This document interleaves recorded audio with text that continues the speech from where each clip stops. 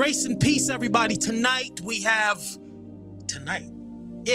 evening we have Deliverance Chronicles chief researcher, Miss Andrea Solis. And today, whenever you're going to watch this, we are doing a deep dive of the implications of Nike, the winged goddess of victory.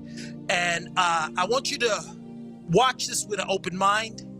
I'm going to make sure that I'm in the background so that she can present what God wants presented. And Father God, we just want to thank you for the ability to do what you've called us to do. Lord, I'm asking that you will bless the both of us, but that your spirit will rest on your daughter and on this recording so that all the information that needs to go out can be established in the mighty name of Jesus. And in Jesus' name we pray, amen. So with no further ado, I'm going to let our sister Andrea Solis, who's the chief researcher at Deliverance Chronicles. She's doing a deep dive into Nike, the winged goddess. I'll be in the background, making sure that the stream goes well. Don't forget to watch this with an open mind. Before you before you start saying that they do too much, watch this with an open mind and let the Spirit of God reveal to you what he wants revealed for the sake of your freedom. So, Andrea, take it away. All right. Well, this all started because I basically was a major sneakerhead. I started collecting sneakers in 1994. And then when I was in middle school and high school, that was when Michael Jordan was still in the NBA. So I started collecting Jordans, and I've been collecting Jordans and various sneakers ever since. So about 2 months ago, I started to feel like the Holy Spirit was telling me to stop wearing Nike. And I didn't understand why. So I had already had like a couple other brands come up that I knew I needed to get rid of. So for example, Versace, the logo to Versace is Medusa. And I had a Medusa demon in my first deliverance session. So I knew, okay, that makes sense. But with the Nike one, I didn't understand. I'm like, they're just shoes. Like, why can't I have it? And I still wore the shoes for a little while. And eventually, the Lord said, she's another goddess. You need to look her up. So I did. And this presentation is going to be every single thing that was revealed to me in the past 4 weeks. So 4 weeks ago, I had another meeting with Dr. Richards, and we had discussed, we talked about Zeus a little bit, and we talked about Nike, and I had a deliverance during that meeting from the Nike spirit. So during the session, she revealed a lot of information. So what I did was I took the transcript from the session and I went through every single thing she revealed. And then while I was doing that, at the same time, usually at nighttime, I'll get some type of message from the Lord between like 3 and 6, and it'll just be something small that he wants me to look up and to research so that I can talk about it. And I have a lot of messages regarding Nike. So I just kept putting everything together. So this is everything that I have found out. So just to like a quick intro to who she is. In Greek mythology, Nike is the winged goddess of victory. So when I first started looking into her, the Lord actually had me go to the book of Revelation, chapter 2. And he wanted me to look for Nike at the 7 churches. So that's what I did. So on this first picture here, that's a statue from an altar in Ephesus. So if you go to Revelation in chapter 2, the very first letter that Jesus puts out is to the church in Ephesus. So that's where that picture is from. And then the other 2 are just some statues. The last one is a picture of Zeus. So in Greek mythology, Zeus is the king of the gods. And in his hand in this picture is Nike. So this is an artist's depiction of one of the ancient 7 wonders of the world. It was the throne of Zeus. So if you look at that, how he's holding her, she's often with the goddess Athena as well. Athena is the Greek goddess of war. So Nike is always with Athena and Zeus because they think that she gives her victory in any of their battles. So the next thing I did was I started to look at who she is in Greek mythology. So we're going to look at her family tree within Greek mythology, and you're going to see a huge connection to her being a marine kingdom spirit. So for marine kingdom, of course, that's all the demons and deities that are associated to water. And then they have influence on people and our actions and our lives. And they also can have influences over companies. So Nike is going to be an example of a company that's under the influence of demonic control. And I'm going to show you every single thing from beginning to end. There's a lot of information here. But for her family and through Greek mythology, her story, if you look at it, so at the very top is her grandparents. So in Greek mythology, the very first, it starts with like Gaia, who's Mother Earth, and then under her is the Titans. So the Titans are like the very beginning of the Greek mythology, like storyline. So for her family, her grandmother is the mother of the river gods, and her grandfather is Oceanus, and he is the father of the river gods. So their daughter is Styx. So the river Styx is the river in the underworld in Hades. So that river, if you look at that, that's a painting over there of like a depiction. So in a lot of stories, it's also in like in Egyptian stories, they say that you have to put a coin with someone in their mouth when they pass away, so they can give it to the ferry boat man in the picture, and then he drives your soul down the river to the underworld. So Styx is the name of the river, and she's the goddess of the river. She's married to Pallas. He's a god of warcraft. So those are her parents. And then the next is going to be her and her brothers and her sister. So Nike is the goddess of victory. And then her brother is Zealous. So he's associated with zeal, envy, dedication, emulation, rivalry, and jealousy. So these are all things that you're going to see usually with athletics.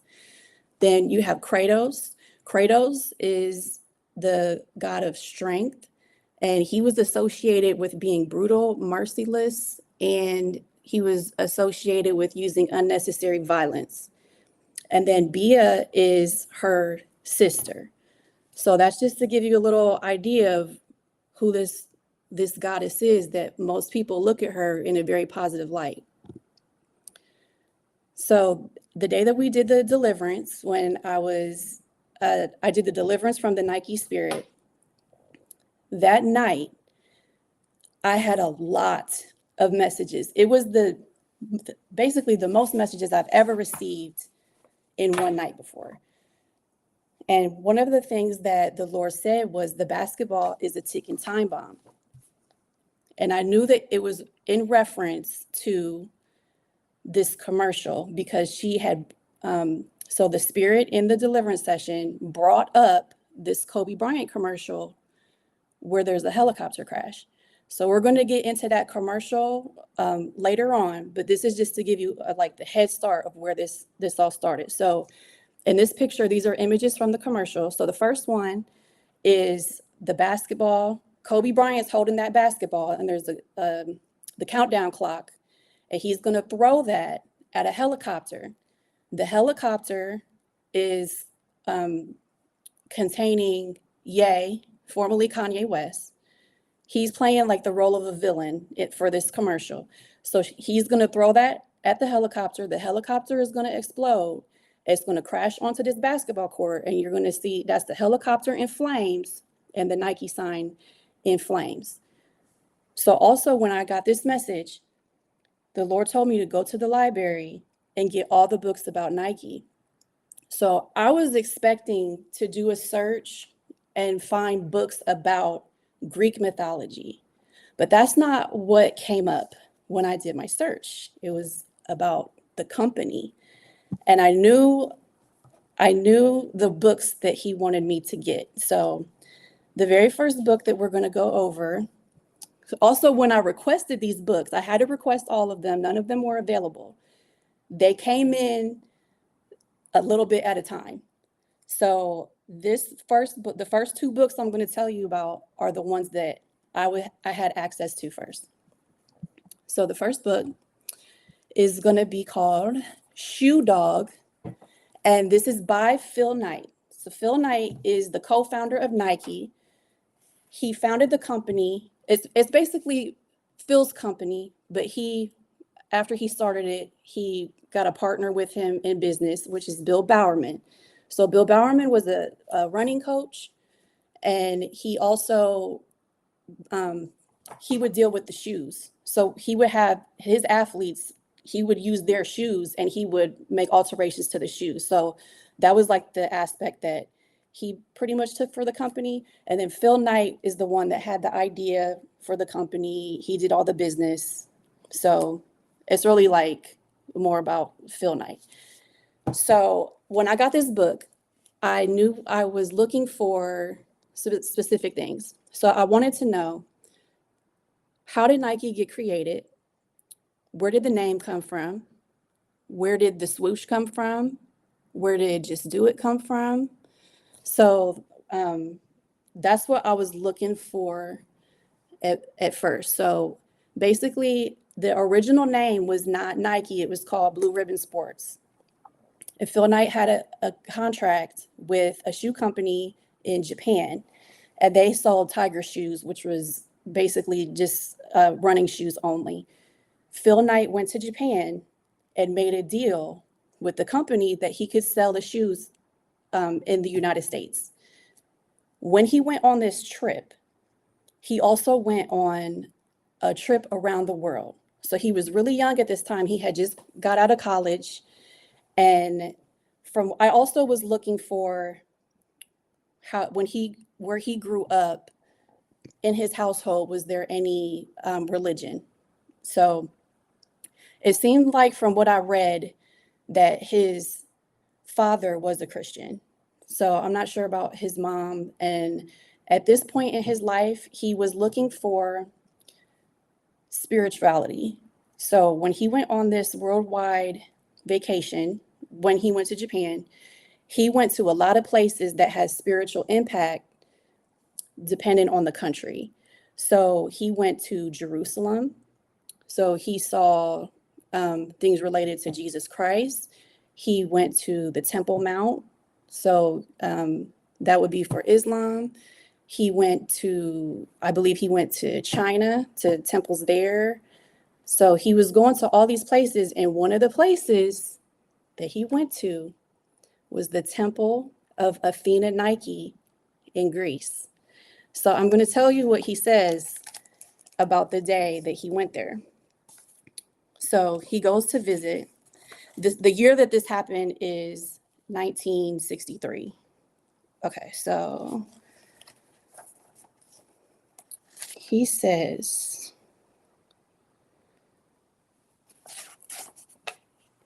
I don't know how long I stood there, absorbing the energy and the power of that place. An hour, 3, I don't know how long. After that day, I discovered the Aristophanes play set in the temple of Nike, in which the warrior gives the king a gift, a pair of new shoes. I don't know when I figured out that play was called Knights. I don't know that as I do know that as I turned to leave, I noticed the temple's marble facade.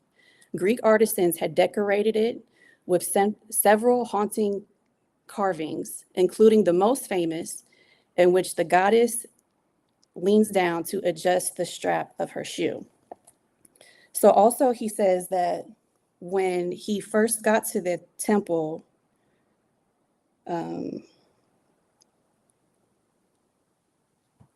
he had a deja vu. And he said, I had the clearest thought. I have been here before.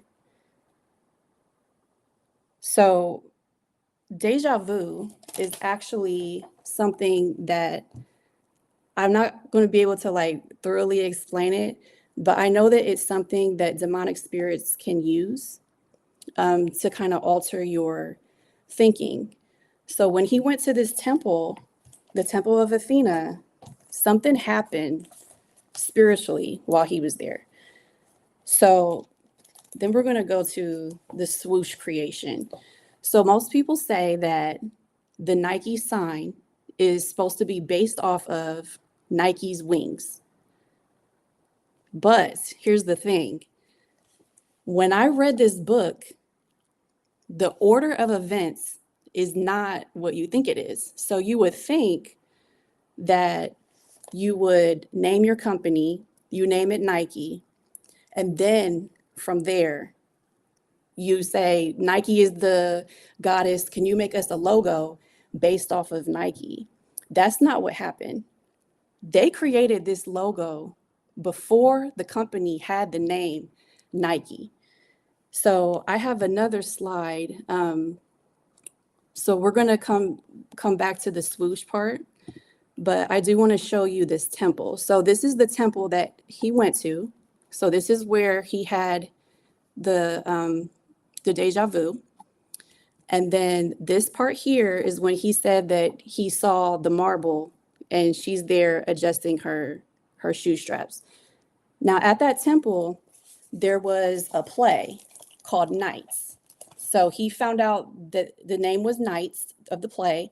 And of course, Knight is his last name. And because she's touching her shoes right there, to him, this is all, a connection to him. So he sells shoes. His last name is Knight. He goes to this temple. So this was like the highlight of his vacation, this part right here. So I'm going to show you what Athena Nike looks like. So this is, these are some examples of Athena. So you see she's holding the Nike. So at that particular temple, there's no statue there anymore because, of course, it's like ancient ruins. But this golden one here, you can view this. I believe that's in Tennessee. So we're going to go over this picture because if you know about deliverance from demons, then this is going to start to make some sense. All right, so you have Athena. Now, that shield that Athena has, that is Medusa's head, okay? On her breastplate right here is Medusa's head as well. And of course, I just said in my deliverance, I had deliverance from a Medusa spirit. So Medusa was given the curse to become a Gorgon and have the snake hair and the eyes that turn everything that she looked at into stone. All those curses came from Athena. They came from Athena because Medusa, the woman, she had been, I know you got to say like code S-aid or graped by the goddess Poseidon. And instead of Poseidon being in trouble, because Poseidon was one of the big gods, she put a curse on Medusa. So Medusa is there. Now, next to that shield, you see a giant serpent. Okay, so red flag right there. And then up there, she's holding the Nike in her hand. So even though Nike is just the name of the company, right? I know a lot of times people will say, oh, well, it's just an old goddess, or that's just ancient. People don't worship her anymore. That doesn't matter. So actually, Nike, the company, is very aware of the goddess of victory. So here's some products, just to give you an example. These are not, some of these are available. I think you can probably still try to get them right now. I got these pictures. They're recent pictures from Nike.com, Amazon.com, and StockX. So if you look at these t-shirts, those are statues of Nike. Okay, those are white Air Force Ones, the Victory of Goddess version, the Goddess of Victory version, and they have the wings at the top. And then here's some more. So we got some shoes that during this style, you see it says Goddess of Victory. It's like a paper wrapped around it. and the insoles have her statue on it. You can take it off, and then you'll have your shoe underneath it. So this is these were for women, the Air Force One shadows. So I'm going to go back. Before I go to the next slide, I just want to tell you a couple more things about the creation of the name. So the original name that Phil Knight wanted to call the company was not Nike. It was called Dimension 6. When they were trying to decide the name, nobody else liked the name except for him. He was the only one that wanted Dimension 6, but he was very adamant about calling it this. So it comes to time, they have the logo. They need a new name for the company because they no longer work with the company in Japan. So they're going solo. They're coming out with their own shoes, and it's time to put the shoes together, but they don't have a name to put on the box. So one of the other guys that works at the company, his name was Jeff Johnson. He calls, and it was like an urgent phone call, and he said, call him back. So he had received a dream. He had a dream, and he said he got up from the dream, and he saw the word Nike in front of him. And that's where the name Nike came from. So it came in a dream. And of course, demons will use dreams as ways to affect people. And if we're talking about somebody getting an idea in a dream, God is not going to give you a name of a goddess from another religion. Like, that didn't come from him. Okay, so he gets this dream. He calls and he says, we got to call it Nike. Phil Knight doesn't like the name because he wants to call it Dimension 6. So, of course, eventually, Phil Knight is the one that has to make the final decision. So I'm going to tell you what he says when he finally decided that morning. He was trying to choose between Dimension 6, the name Falcon, and the name Nike. So he says, also, I like that Nike was the goddess of victory. What's more important, I thought, than victory? I might have heard in the far recesses of my mind Churchill's voice, and this is like a quote. You ask, who is our aim? I can answer in one word. It is victory. Then he says that he thought about the World War II medal that has the Athena Nike on it. So I'm going to show you that later. And then he said, so he's referring to that voice. He thought he heard the voice of Winston Churchill. And then he says, sometimes I believe that I did, but in the end, I don't really know what led me to my decision. Luck, instinct, some inner spirit? Yes. So they ask him, what did you decide? And he says that the name is going to be Nike. So at this point, okay, Dr. Richards, I'm going to need you back in like 3 slides.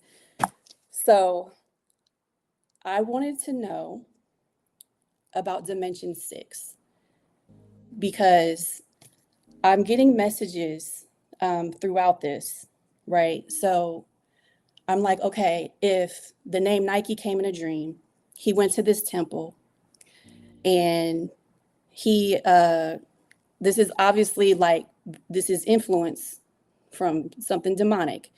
What does Dimension 6 mean? So I look up Dimension 6, and I also looked up 6th dimension. So the 6th dimension is when you go into like science and physics and things like that. That's going to be where, if you watch like all the different movies about the multiverse, that's going to be where that exists. So it's beyond time, it's beyond space, and all possibilities and all other like versions of the universe and all those things are supposed to exist in Dimension 6. So I'm going to show you now on this day, I had only found one like specific thing related to Dimension 6. So this is what I found. So in 1980, now this Nike was named Nike in 1971. So in 1980, this movie came out called Forbidden Zone. And this movie is about Dimension 6. So in this movie, it's a family. Now this is all going to get really weird. And I don't know what this is that I've found right here.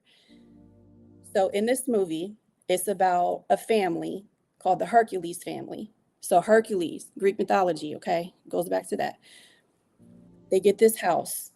The house has a door, and one of the family members goes through the door and they get trapped in the sixth dimension.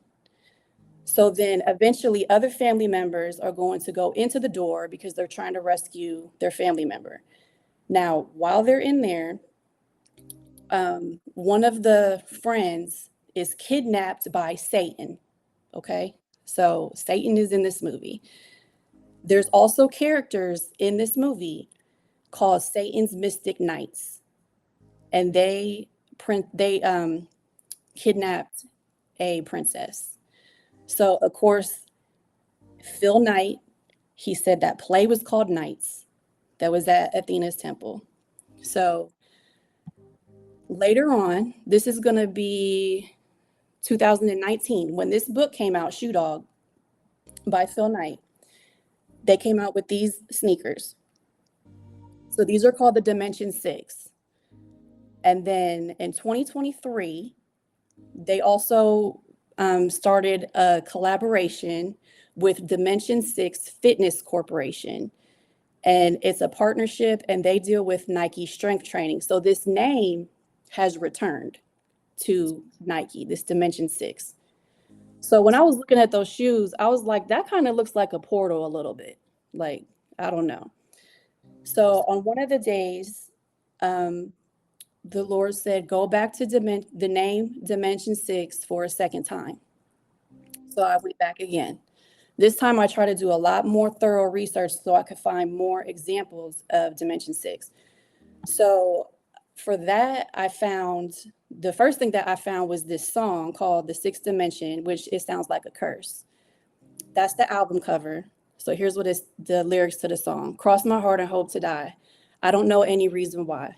I've been left behind a world that's changing. Break the night and crack the sky. Take me to another time. Show me how to fly to the sixth dimension. And I'm like, that low-key sounds like a spell. Mm-hmm. So then I found this show. It's a cartoon from 2002 to 2005. It's called Ace Lightning. And this show, it's about so it's a combination of real characters and cartoon. And it's about a boy that plays this video game. And then he ends up going into the sixth dimension in the video game.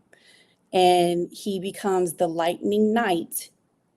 And it's basically about him as this type of hero, okay? So here's where it gets really weird. I also found a company called Dimension 6 Games. All right, this is from 1980. So these are the series of the games. So the first game is called Mountain of Mystery. These are role-playing board games that you can buy. But now on the very first one, if you look at the bottom, it says Noble Knights Games. And I'm like, what is Noble Knights? Why does this name Knight keep popping up everywhere? So I looked up Noble Knights Games, and I was able to find more of Dimension 6 games. So if you play Mystery Mountain, these all came out the same, these games came out the same year. This is part 1. If you play Mystery Mountain, you can teleport to part 2. Part 2 is called The Temple to Athena. Okay. And if you look at the cover of the box, there's knights in the picture. So there's other games that go with this. So I think it was called like the 9, I don't want to say the wrong name, the 9 Doctrines of Darkness or something like that. Then you have Furioso. Furioso is a game meant to be played for Dungeons and Dragons. So Dungeons and Dragons is the role-playing game. And of course, when they made the game, they used real spells and rituals and witchcraft when they put the game together. So some people that play Dungeons and Dragons, they end up getting demonic transfers from doing these spells, and they become very interested in doing witchcraft and magic in real life. So that game, Furioso, is based off a poem, it's like a long, I think it was like a trilogy maybe, from 1532 called Orlando Furioso. Now this is about Christian knights that get into a battle with some people. I forget their names. They're supposed to be from Persia, and it's like the fight between them. But there's a lot of like other stories going on within this big poem. So the guy Orlando, they also call him Roland. He's one of the head knights for the Christians. And when I say Christian, I actually mean Christian, like believes in Jesus. He falls in love with a woman, and that woman falls in love with one of the guys from the Persian side. And he loses his mind. He goes into complete madness. They said he destroyed everything, and he was just doing the most, basically, because he couldn't handle not having her as his love. Now, in this poem, when it talks about the girl, she's a princess. She had to be sacrificed to a giant sea monster. So she was held hostage, and she was sacrificed to a sea monster. Now, they say it's a parallel story. So the parallel story is that she is supposed to represent a woman named a princess. I think her name's Andromeda, and her mother, the queen, told Poseidon that her and her daughter are more beautiful than all the sea nymphs in the ocean. And the nymphs got mad. Into them what a sea nymph is? I felt like it was similar to what you think of as a mermaid, but doesn't exactly look like a mermaid as far as like the tail. So when I would see pictures of them, they just look how you see mermaids out on the rocks. The word, that's where we get an English word, nymphomania. And so nymph is a spirit that puts an insatiable appetite to commit fornication on people, usually women. Okay. But that's what that is. Yeah. So they got jealous. They were mad. They didn't get jealous. They were mad that the queen said this. So they told Poseidon that they basically said that she said that her and her daughter are prettier than us. And as punishment, he had this giant sea creature come, which they also compare it to a leviathan. And the sea creature comes, and he was supposed to kill the princess, but she was saved by Perseus. Perseus is the one in Greek mythology that finally killed Medusa and took his head. Okay, so Dr. Richards, what is this? Like, why are all these random people? Also, the lady that does the artwork, her name is Carol Knight as well, with the K.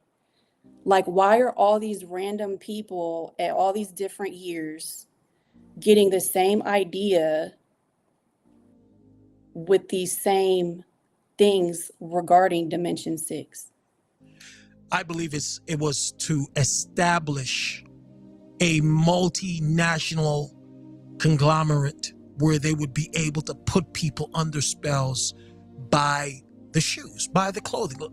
There's nobody that I know that does not like Nike. I got rid of all of my stuff. But remember, it has a socioeconomic connection. Mm-hmm. It has an aggression and violence connection with the black Yes. Air Force Ones, Mm-hmm. right? It has a Yep. bullying connection. Why? If you can't afford Yep. Nike in school, kids will bully you. They feel superior. Yes. So there's an idolatry, a huge level Yes. of I'm going to idolatry that talk about all goes of these things. with this. Wow. Well, I'm going to let you talk about it. I just came to put in Yeah. my 2 cents, and I'm about to disappear again. Okay? Okay. Well, let's. So the next thing is the slogan, just do it. So I couldn't find that in the book. And I was really surprised is why would Phil Knight not include the creation of such a big logo or like slogan for his company since it's so like successful, like everybody knows just do it. So I looked into it separately, and where the name came from is there was an advertising company that came up with the idea.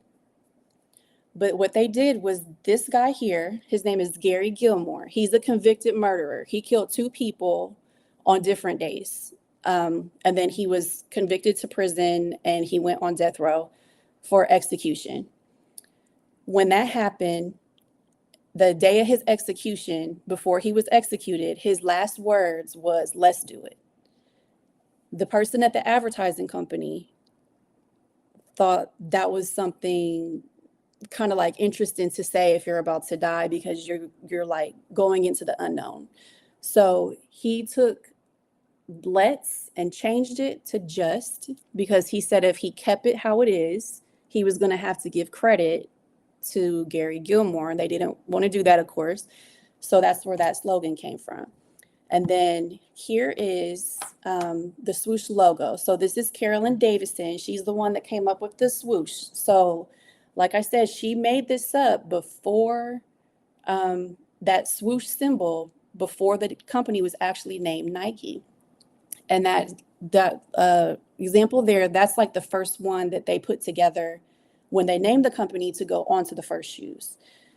And I was like, since all of this, there, every person that has something to do with the creation of Nike, from the name, the logo, like all of these things, it seems like there's something giving them the ideas.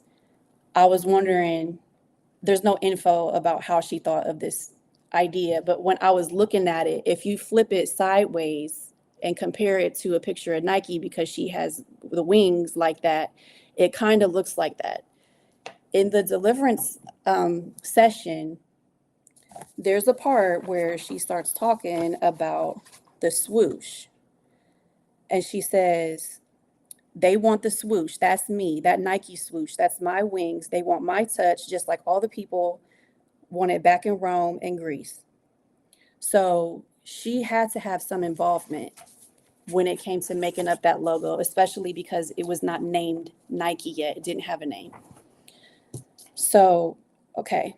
The next thing is the next book that I started. So in the Deliverance, in the very beginning, there's a part where she says, I conquer things, I win things. That's what I do. I win everything. And then later she says, I make winners at all costs. I win at all costs. Okay, so I was supposed to go to the library and get the books. So when I'm looking for the choices of what books are available, this is the book that I found.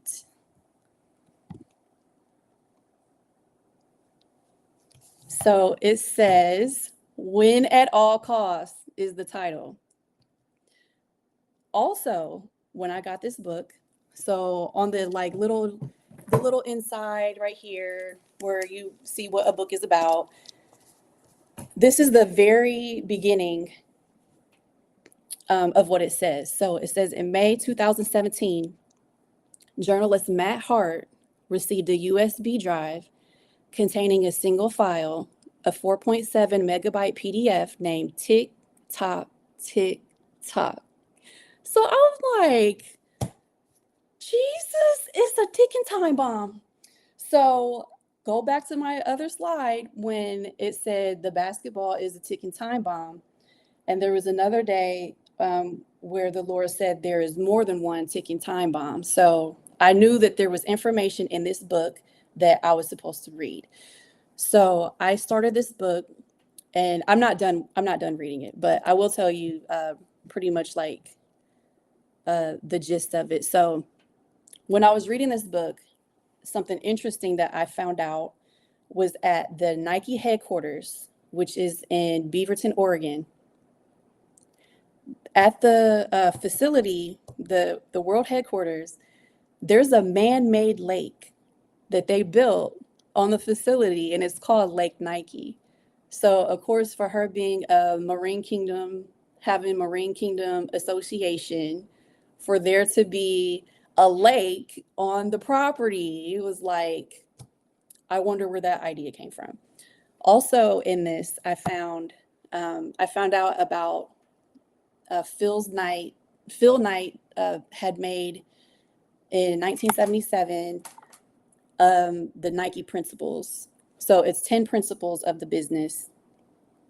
But some of these I felt like kind of stood out. So, for example, number 3, perfect results count, not a perfect process. Break the rules, fight the law.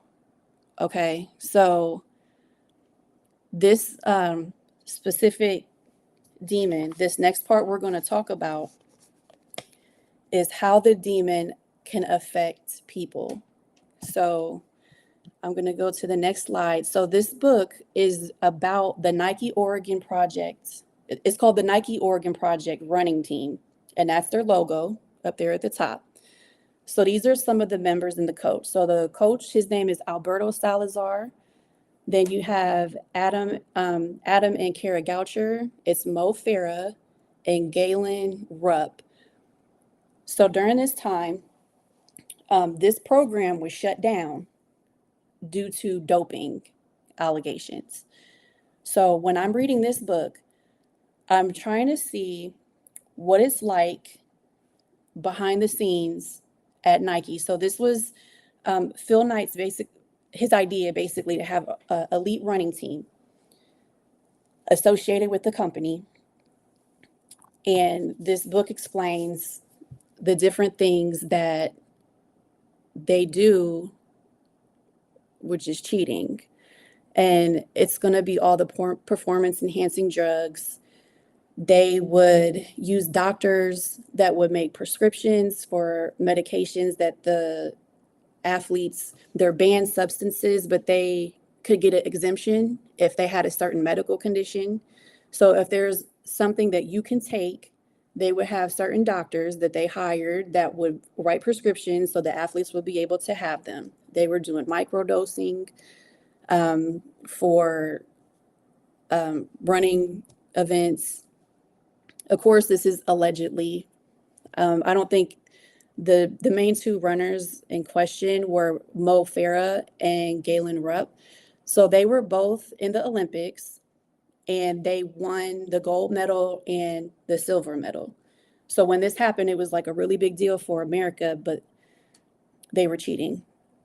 Kara and Adam ended up being whistleblowers to reveal the things that were going on behind the scenes. And then Kara wrote her own book. So this is her book, which I had as well. So this is called The Longest Race: Inside the Secret World of Abuse, Doping, and Deception at Nike's Elite Running Team.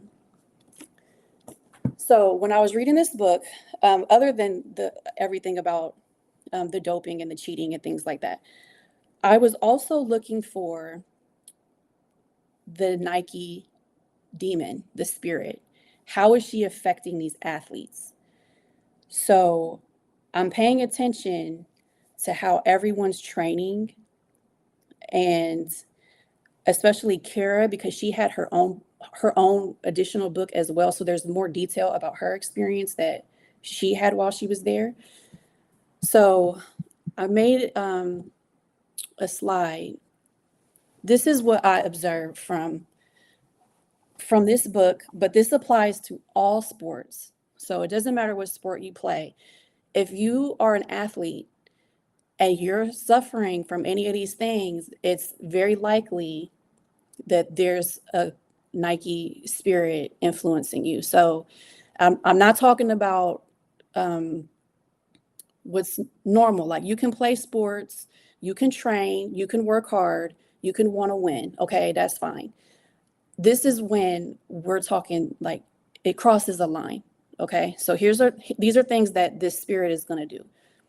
There's going to be obsession with winning and physical training, constant self-criticism and self-sabotage. In this story, the longest race, Kara, constantly, she always talked down to herself. She always thought she was not good enough. She never deserved to be where she was. It's just always, she was so mean to herself mentally. And I can say, like, I used to have the Jezebel spirit, and I know what it's like for a demonic spirit to talk down on you and like make you feel like, with me, it was looks like she was always like making me feel like I wasn't pretty and like comparing myself to other people. Like, I know what it sounds like, and it's like never ending.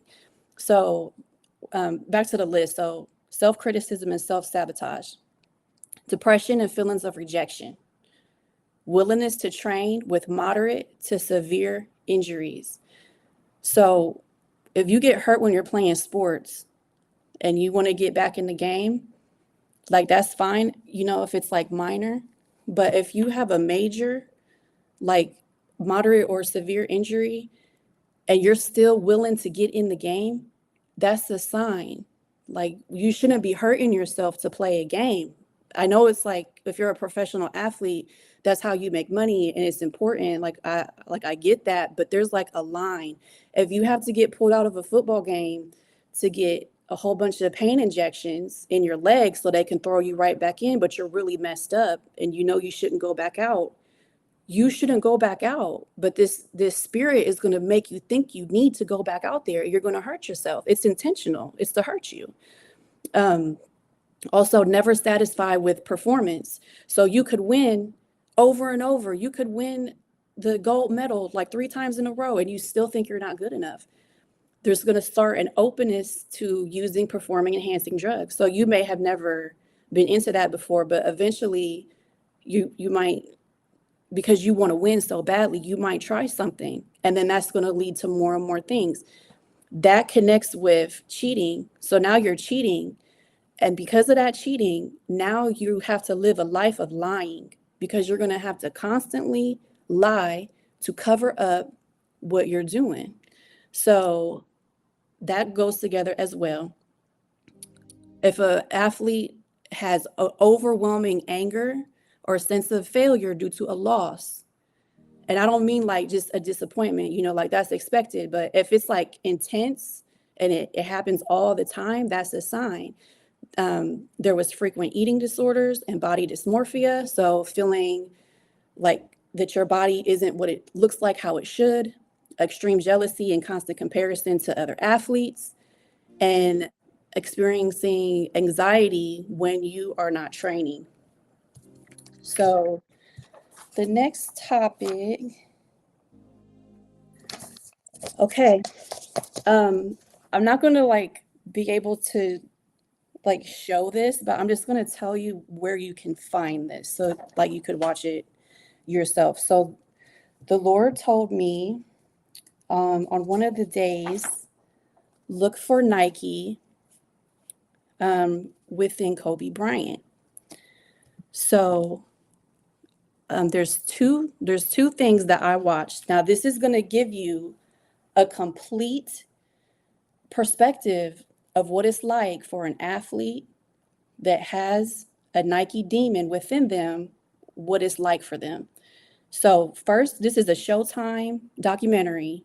It's called Kobe Bryant's Muse. And if you get to, you can watch it for free on YouTube.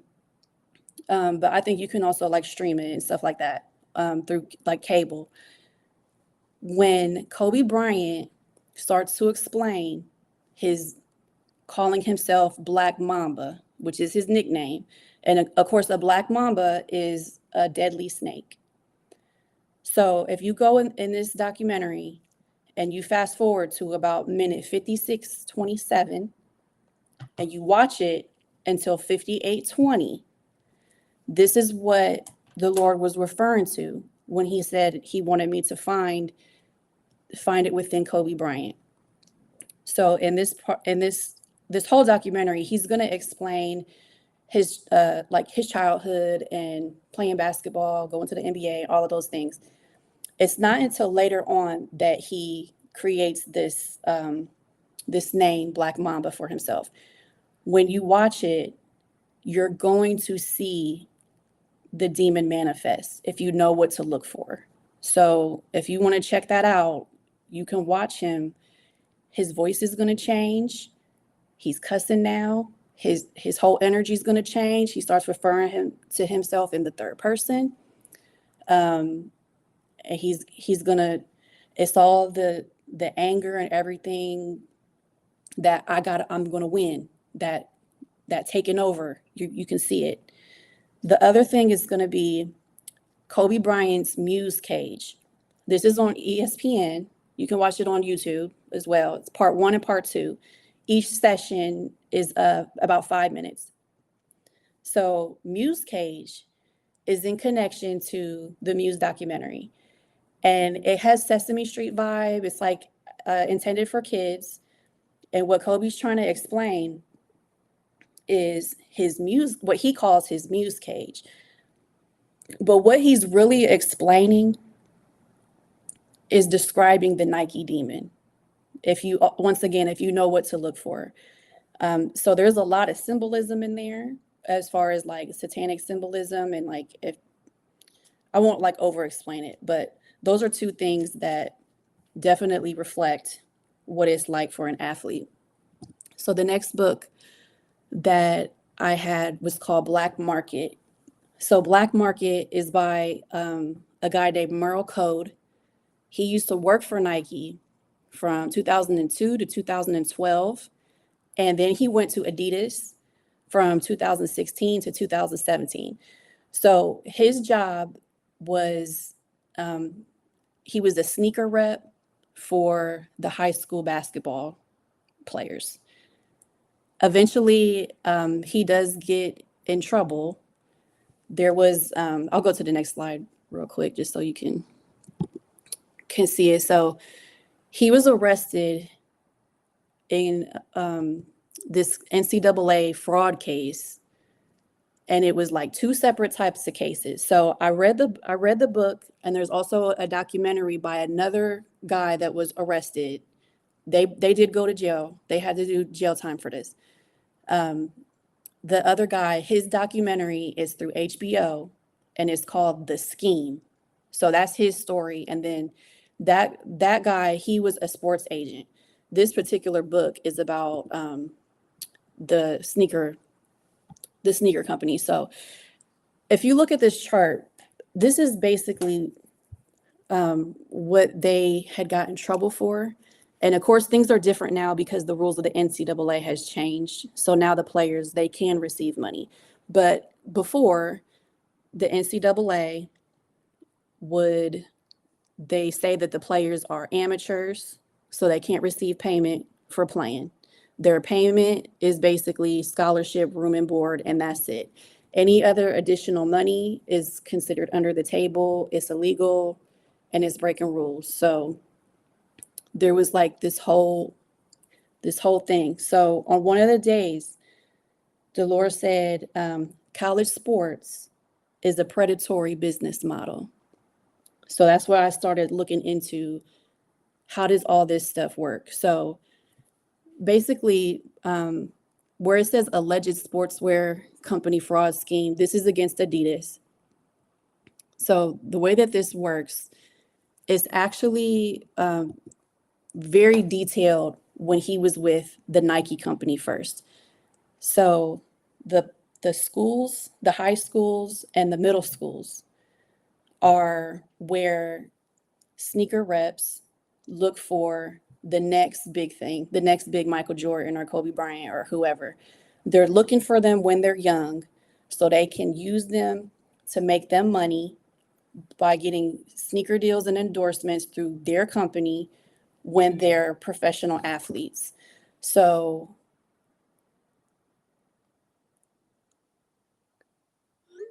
oh, sorry, one second.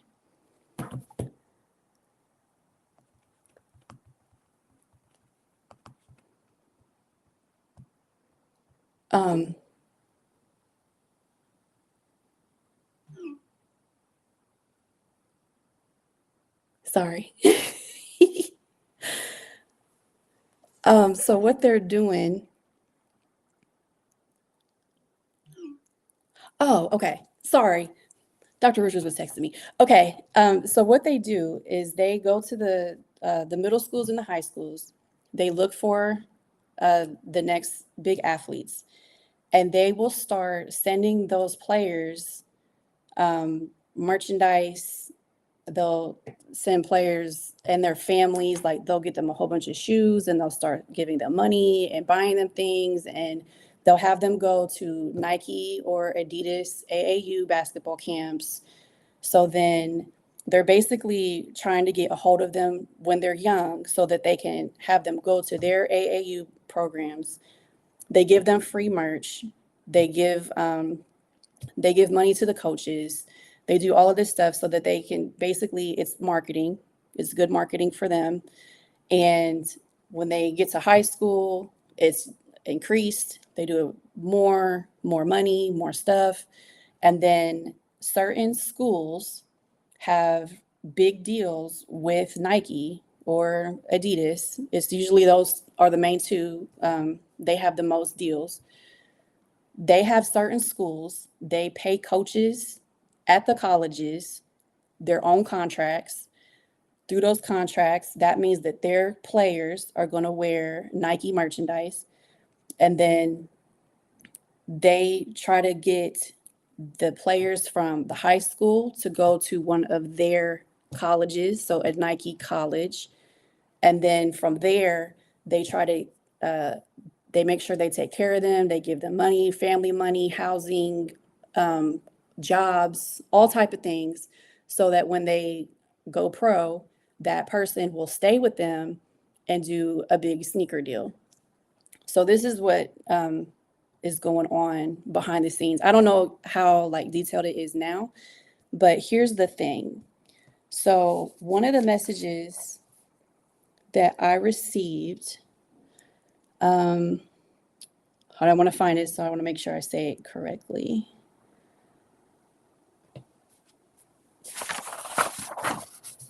Okay. Okay. He said, parents sacrifice their children to Nike. This is the demon. Parents sacrifice their children to Nike when they break rules for money and they push athletics. So when you have these parents, so in this book, he describes a lot of different encounters and things that happens with the parents. So let's say you have a family, and I'm not saying that it's like not wrong for these players to receive money, because obviously they're making money off of them. The colleges is making tons of money from college athletic programs. And of course it's different now, but before, if you take money, you have to hide the money and you have to lie about it. And it has to be under the table, and they have to like funnel the money through other companies, and then they have to disguise it, and they have to make it seem like it's for an AAU team, or it's a travel fund for a school, or they have to do all these schemes to keep the money from being detected from the NCAA, so that that player doesn't get in trouble and lose their scholarship. So when you do this, once you start going to these sneaker companies and accepting money, so for example, there's a basketball player that his family approached Merle and asked for money. He said he needed some money. But then later on, he comes and he's like, I need a coaching job. And then later on, it's like, oh, well, it's like my son's not going to play at this camp. He's not going to go to this camp or this whatever unless my wife can get a job too. And then it's like, oh, well, my son has to go to the college too. Whatever college he goes to, my son has to go to. But also my son has to be on the track team. But my son's like, I guess basically the son wasn't even that good to be on the track team. And of course, they put him on the track team anyway. Like when you start using your child's talent as leverage for financial gain, and it's through things that are going to could potentially harm their future, this is all under Nike as well, this demon. So the next book that I had, it was called The University of Nike. So this is a book about Phil Knight, and basically he owns, I mean, there's no other way to say it, he owns the University of Oregon. He funds everything there. So he's replaced their athletic facilities. They have all the best technology, all the best gear. He funds professors. He funds he like does the library, and he pays money to the I can't think of the word, the people that run the school. Like everything goes through Nike. If he wants something done that's not done, so for example, with the book about the running team, there was a player at Oregon, a runner, that it had a connection to that team. He didn't like the coach. So instead of, he didn't want that coach in particular. He wanted him to be fired. They didn't want to fire the coach. So he withdrew his money for a project that he said he was going to fund. So because he took back the money, he threatened to take away his money, they fired the coach. And then they put in a coach that he wanted at the school. So then later on, there's been like several times that this issue has come up with Nike sweatshops. So Nike was using sweatshops overseas in various countries, and they were paying the workers at these warehouses like $1.25 per day. So if you think of a factory and they're just pumping out Jordans all day, but back here in the US, you know how much Jordans cost. Like the markup is insane. So they're only paying these workers $1.25. So these people were starving. They lived in slums. And there was a documentary that came out called Behind the Swoosh. So this is on YouTube too. It's not even that long. It's only like 20 minutes. This is what first brought the big exposure to this problem, and it caused a lot of protesting and things like that. So the people that made the documentary, they went to the Nike factory and they attempted to live on the wages that were being paid to the workers there. And while they were there, they only stayed for 4 weeks. They lost 25 pounds because they weren't eating. And they describe everything that happened at this school. The guy that made the documentary, he was a coach at St. John, which is a Catholic university. He didn't want to wear Nike products. He was against it. And he told the school that he wasn't going to wear the Nike stuff. They told him, you wear the stuff or you're going to lose your job. So he got fired because he refused to wear the Nike stuff. So that documentary is, it'll give you a little insight into that. So over time, of course, Nike tried to come back from that. And at the University of Oregon, there was all kinds of students that were protesting, and they didn't want to be associated with Nike anymore because Nike basically runs their whole school. And Phil Knight once again took back his money. He was going to fund a project for like $30 million. The student protesters had the school sign an agreement to join a labor rights union against of course he was against it. So it caused all these problems. So Nike, once again, was doing something shady, and they constantly get away with it. So the way that Nike gets away with everything is because of the athletes signed to their company. People love these athletes so much. It's celebrity worship, it's idol worship through sports. And the marketing purposely makes you look at athletes as if they're superhuman. They are just like the way that we describe athletes. I'll talk about it more later, but we talk about them like they're not human, like they're like deities, basically. So while I'm doing all of this part, I got a message. Um, this part is gonna where it gets like kind of sad. Okay, I got a message from the Lord on this day, and He said, Aaron Hernandez, look at his brain. This is what Nike does. It's self-destruction. So here is Aaron Hernandez. And for this particular athlete, I already knew a lot about the history because, of course, he went to jail. He was in the NFL, and he went to jail for murder.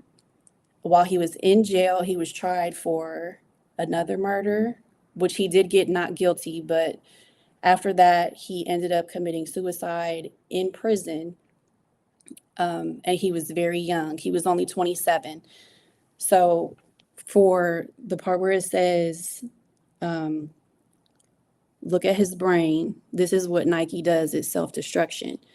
So after he died, his brain was studied to check for the brain disease called CTE. So that's chronic traumatic encephalopathy, CTE. He had stage 3. The highest level is stage 4. The experts that examined his brain, they said it was the most severe case they had ever seen in a 27-year-old. And the condition of Aaron's brain would be expected for a person with CTE, the progression up until they were 60.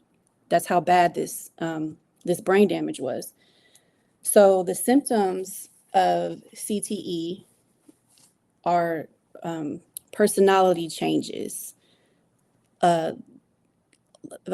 impulsiveness, anger, aggression, violent outbursts, suicide, depression, anxiety. There's a lot that goes with it. So because he told me to look up Aaron Hernandez, I wanted to see, did Aaron Hernandez have a contract with Nike, which he did not. He had a very short contract with Puma. But when I was looking, I did see that there was a connection to these Jordans. So these are the retro Jordan 11s. And on the day that he murdered Odin Lloyd, so this is the murder that he was found guilty for and went to prison while he was in the NFL. So when he killed Odin, he was wearing the Jordan 11s that day. So basically the Lord revealed that this evidence here, this is intentional. This is something that they do so that he would be caught. Okay, so we have these two pictures here. He's at the gas station on the night that the murder happened. But then there's also, we got the shoe print here. This is him, surveillance when he comes home. He has the gun. That's the guy in court. And then his closet here is a picture, and you can see the shoes are up at the top. So the shoes, that picture was taken on a day the police first became suspicious of Aaron, but he wasn't arrested. So they went and they took the photo. Later, they came back to arrest Aaron. And at that time, the shoes had been thrown away already, and they couldn't find them. But they had the picture. So in this case right here, now you would think if you kill somebody that you would throw the shoes away, like right away, right? But he saved them. So if I'm going to go back to this slide, to the shoes. So the night of the murder, it was June 17th, 2013.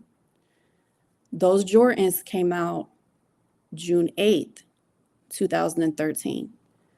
So of course, at this point, he already he's suffering from brain damage, severe brain damage at this point. So for the most like common person, you would most likely have thrown those out. But in this case, what happened is that demonic spirit in his mind, and because of the hold that those shoes could have on you if you collect Jordans and you collect sneakers, it was saying, don't throw them away because you just got these. They just came out. You only wore them one time, just clean them. So he cleans them and he puts them back. He was going to keep them.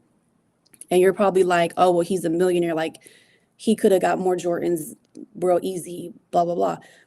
Like, yeah, you can.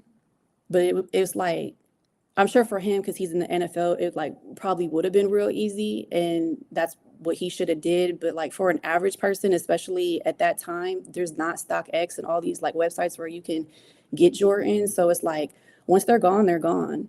If you want to get them, you got to order them from somebody on the internet. They might be fake, and you got to just like jump through hoops to get these replaced. So it was like that serious, just to show you like how strong this hold is that it can have on you. So I got another Aaron Hernandez message. And this time it says, Aaron Hernandez, look at his brain, look at Nike. And I wrote look in capital letters because I knew this time he was saying as a command, like you need to go physically look up these photos. I didn't look them up the first time because I already knew how bad it was, because I had already knew about the case. So I'm going to show you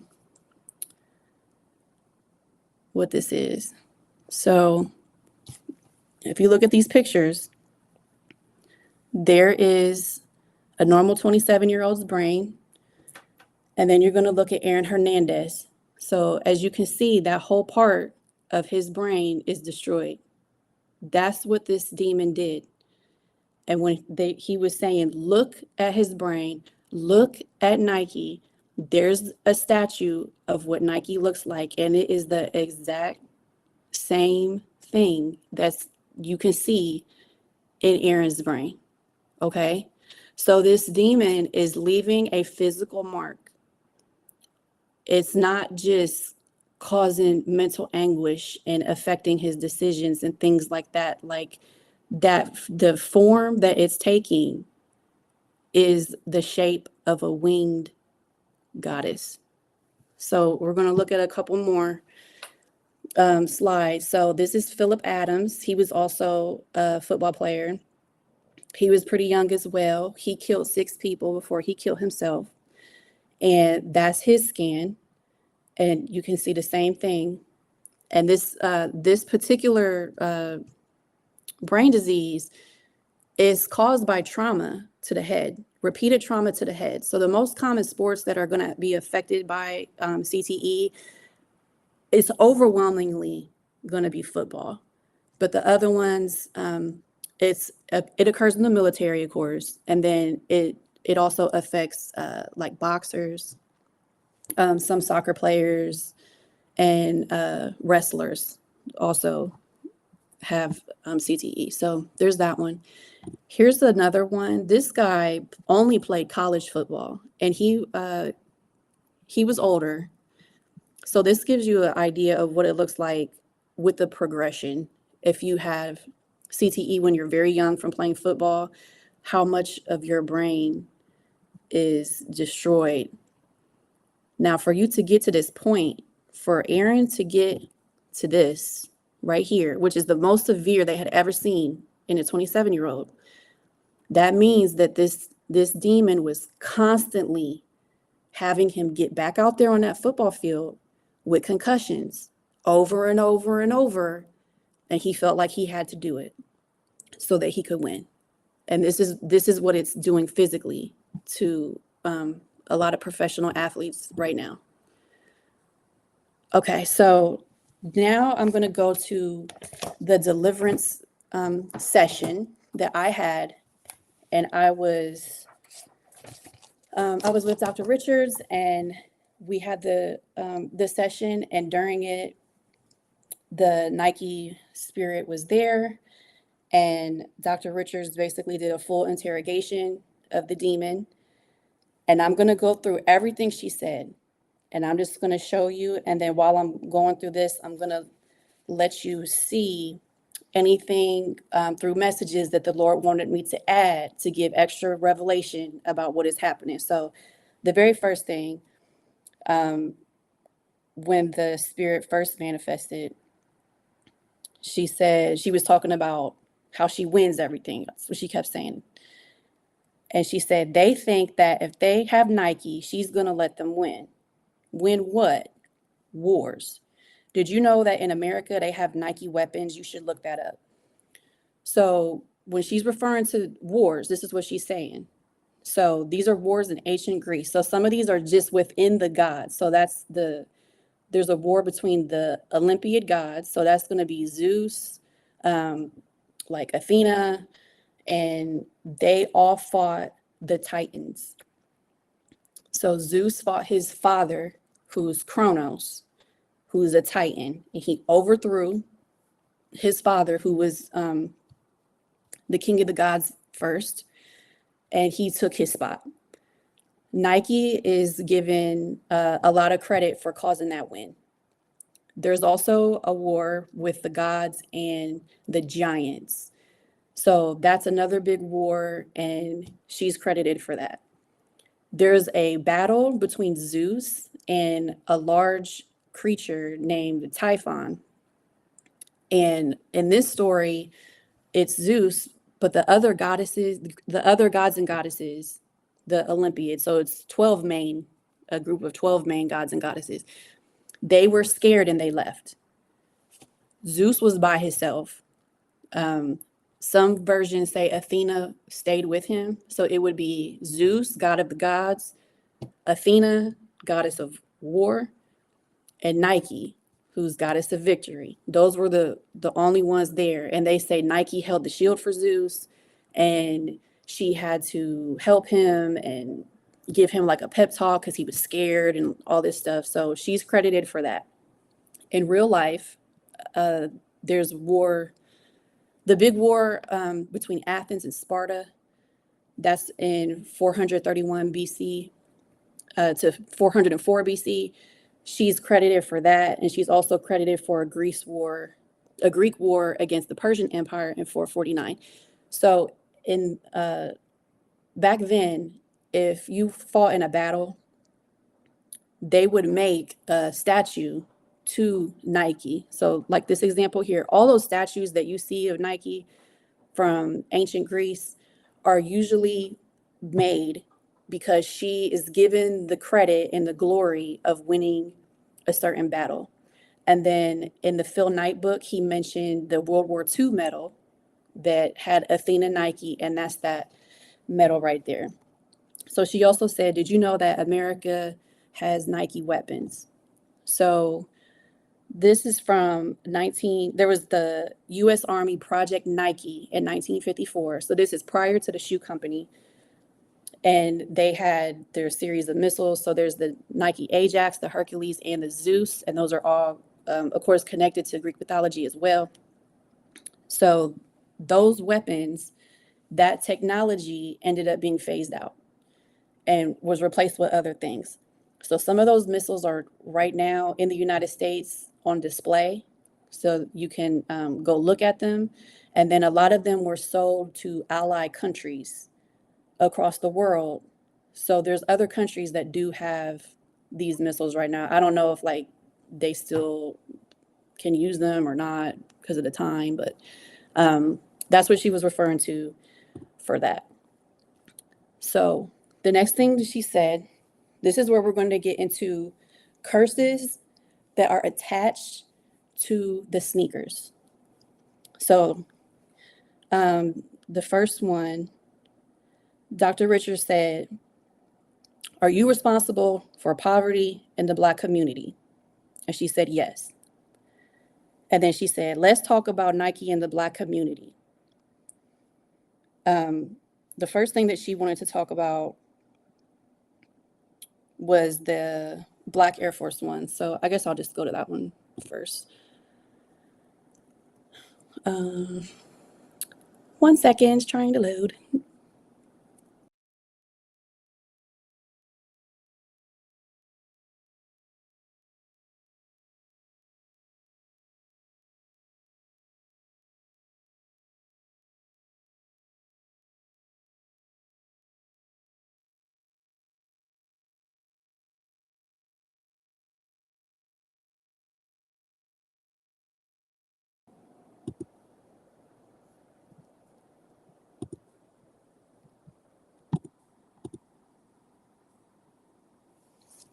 Okay. Hold on, I need to text Dr. Richards and make sure he can hear me.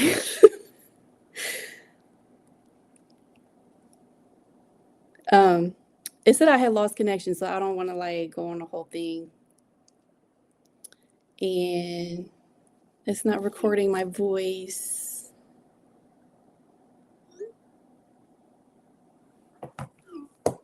Okay. All right. So she said, let's talk about Black Air Force Ones.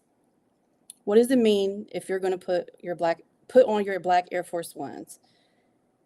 She said it means you're going to go rob somebody, you're going to fight, you're going to tear something up. Okay. So in this picture, I took some memes. So it's a whole Black Air Force One, a whole bunch of memes, and they're all like little jokes, but this is the type of thing that's connected to these shoes. So even though this is supposed to be funny, this is an actual thing. There's a reason why people say they're saying this stuff that's associated with these certain shoes. So in this picture, you see the mask, the Air Force Ones, and the gun, and it says, "First day at the bank, a little nervous." And then that other one, it says, "First day at work tomorrow, wish me luck." And he has the same Air Force Ones, and he has his black hoodie and his gun. And then the one at the bottom, it says, "Caution, Black Air Force One activity detected." So this is intentional. Now, one of the days that I got a message in my dream, it was to explain these different curses. So he said, it's the Black Air Force Ones because they're black. The Jordans, the logo of the Jordan is a black man. And then the Nike Cortez is Mexico. Okay, so I know I kind of skipped in my slides, so we're going to go back to the Jordans. So she basically said that the Jordans have the poverty curse, and then she also said, think about sneakers in your lifetime. Tell me the only sneakers that people were killed over, and who was killed over the shoes. Oh, let me think. Was that the Jordans and the black community? Were they doing that? Do you know how many people get Jordans? Do you know how many people steal Jordans? Do you know how many people get robbed for their Jordans? So she went like on a whole thing about that. So the way that this poverty, these curses that she's referring to. So when he said it's Black Air Force Ones because they're black, and then it's Jordans because it's a black logo, a black man for the logo. And then the Nike Cortezes, I'm just going to show you a picture of those real quick if you don't know what those are. These are Nike Cortez. That's Eazy-E. So when he had a song and he wore these in the video, so they got the nickname, the Dope Man Nikes. But these particular shoes they're very common in Latino culture. They're also associated heavily with the gang MS-13, but other gangs as well. And for the name, when I looked up the name of this, they were originally called Mexico. So this was all like, I didn't know this. I, of course, had Cortezes before, but I didn't know like the name behind it. So it was called Mexico because during this time, now this is before the name is called Nike, it was Blue Ribbon Sports, and they're still dealing with the company in Japan. They had these shoes.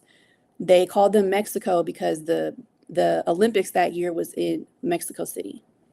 So later on, when Nike became its own company, they wanted to rebrand the shoes. So they named them Aztec. But then they had to change the name because of a trademark issue with Adidas, because Adidas had some shoes called the Azteca Golds. And then after that name didn't go through, they came up with the name Cortez.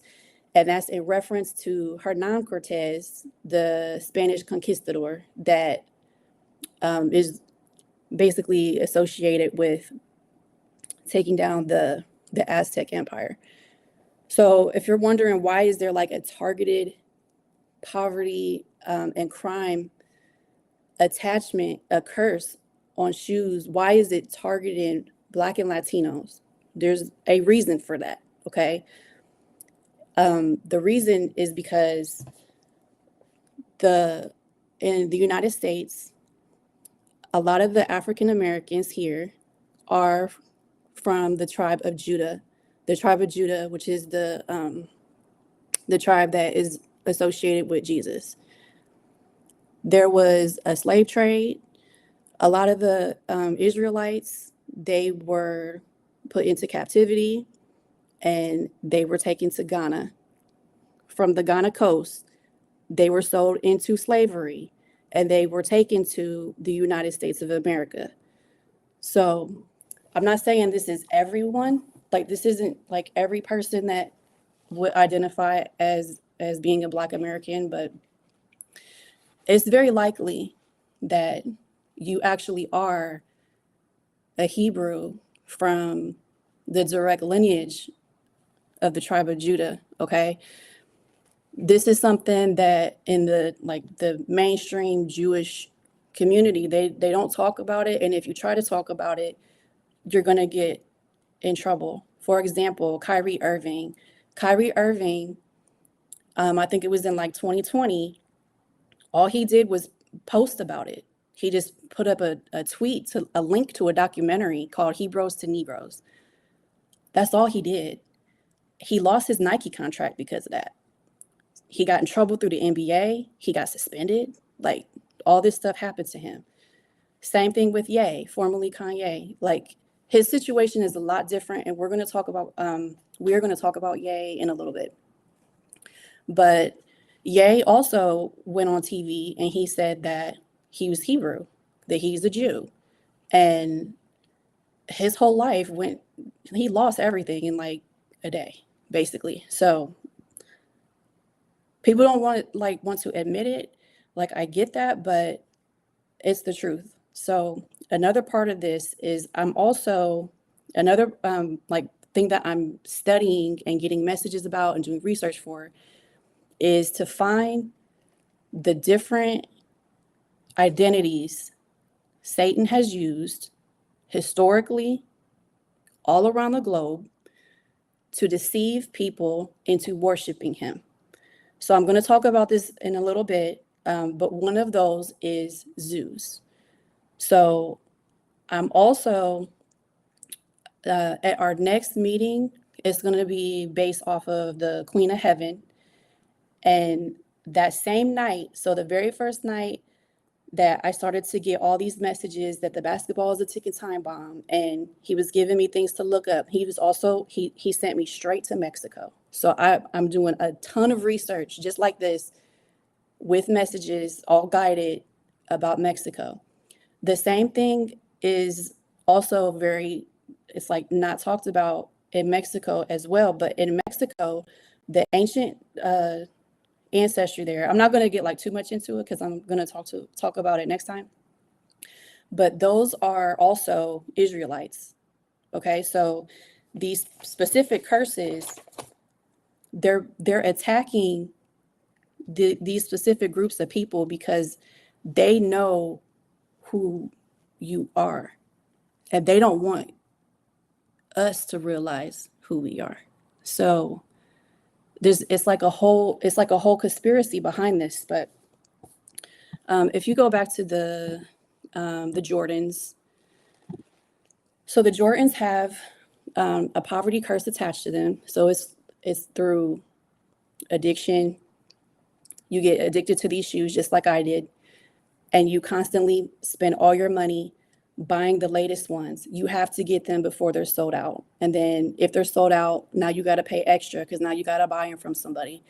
And you just constantly, you got to have the newest ones. You got to have every color. And in your actual life, you might not have money all like that. And even if you do, like, let's say you do have a lot of money and you can afford to buy a whole bunch of Jordans, just because you have a poverty curse, it doesn't just mean that you're broke. It could just mean that your money just never goes right. Like something's always happening to you. Something's always coming up. You get some money and then your car breaks down, or you get some money and then you got to pay some crazy medical bill. Or it can be, another way would be you come up with some money and you just get this idea like, oh, I think I need to go buy my son some shoes. And if you're a sneakerhead, it's not just you're buying shoes for. Like in my case, you also got to buy shoes for your kids. So then you're buying all your kids Jordans, and you can't buy yourself Jordans and not get your kids any Jordans because that would be messed up. So now you're spending all this money on your whole family, just constantly buying more and more and more sneakers. And it's all a scam spiritually to keep you broke. This is all so deep. So when she talks about the curse regarding the violence around Jordan, so this is the original article from 1990. So this is when this stuff like first happened. There's a lot of like conflicted opinions about this particular case, this very first case. So some people will say, oh, it's over exaggerating. In this case, a boy was killed. They took his shoes. But it came out later that boy was also, he was also sexually assaulted. Essayed, sorry. And that person that killed him, he ended up killing other people. Like, I think he killed his girlfriend later when he got out of jail, and like, it was the whole thing. So they were saying, well, that wasn't even for the Jordans for real. That was just a messed up person. But then there's plenty of other cases. Wherever you live, if you Google someone shot over Jordans or assaulted over Jordans or beat up over Jordans, something is going to pop up. Okay. It pops up here. I looked up just where I'm from, which is Columbus, Ohio. When I looked here, the first thing that popped up for me was from 2013. The Jordan 11s had just came back out. There was a riot at our mall, at one of the malls here. They like busted through all the doors, and it was like this whole thing. And then that same day, like 2 people died because they had went to go meet somebody to buy the Jordans off of each other in person, and they ended up getting killed. So, I mean, that's just one example. When I was in high school, my Jordans got stolen out of my locker. When I was in high school, my little brother, he was jumped and they took his shoes. He had to walk home with no shoes on. When I got mine taken out of my locker, I was at track practice, so I had other shoes to wear. And then some people will say like, oh, it's not even that serious. There's not that. Oh no.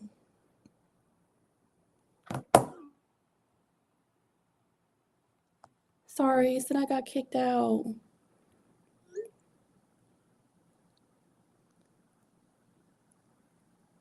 Is it because I said, oh, okay. Okay, sorry. I'm not used to talking on YouTube. I said essayed. Okay, so what was I talking about?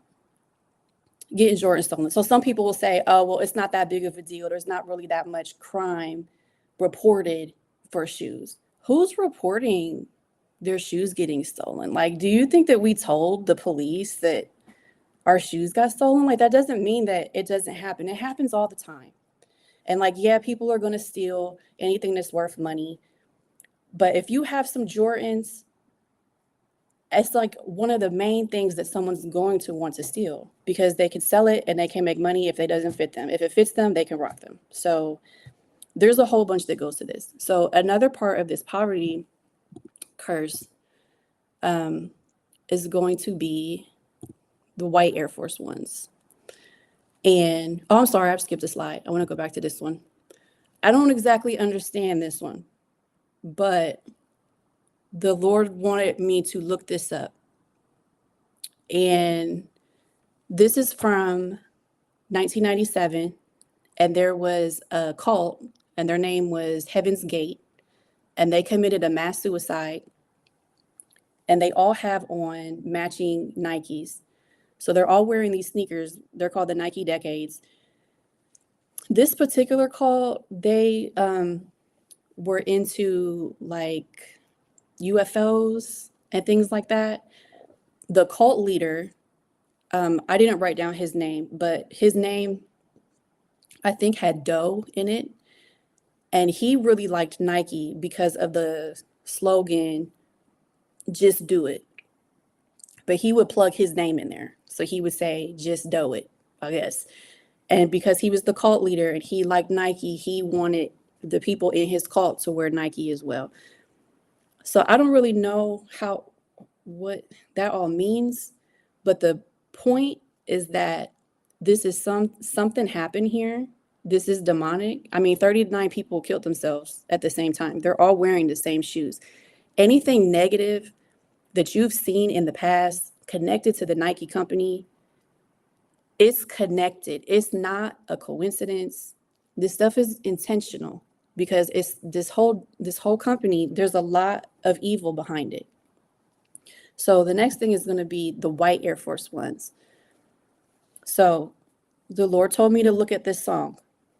So this song is by Nelly. It's called Air Force Ones. And I'm just going to read like a little bit of the lyrics. There's several other artists on this song with him. So this is not like all one person's verse. But the chorus is, I'm not going to sing it, but I said, give me 2 pairs. I need 2 pairs so I can get to stomping in my Air Force Ones. And then I'm going to skip the second line because I'm going to come back to it. The next one, the only problem, they only good for one night. Because once you scuff them up, you F up your whole night. This kid's outrageous. He's buying them by the cases. Walk in the mall, and they know what I'm about to say. Give me the black and the platinum and the leather gray, the ones in the back and the pair you got on display.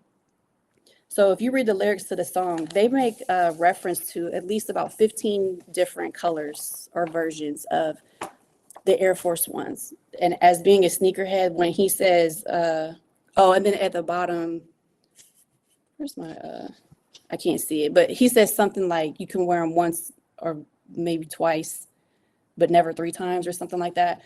If you collect sneakers and you get white Air Force Ones, you cannot crease them.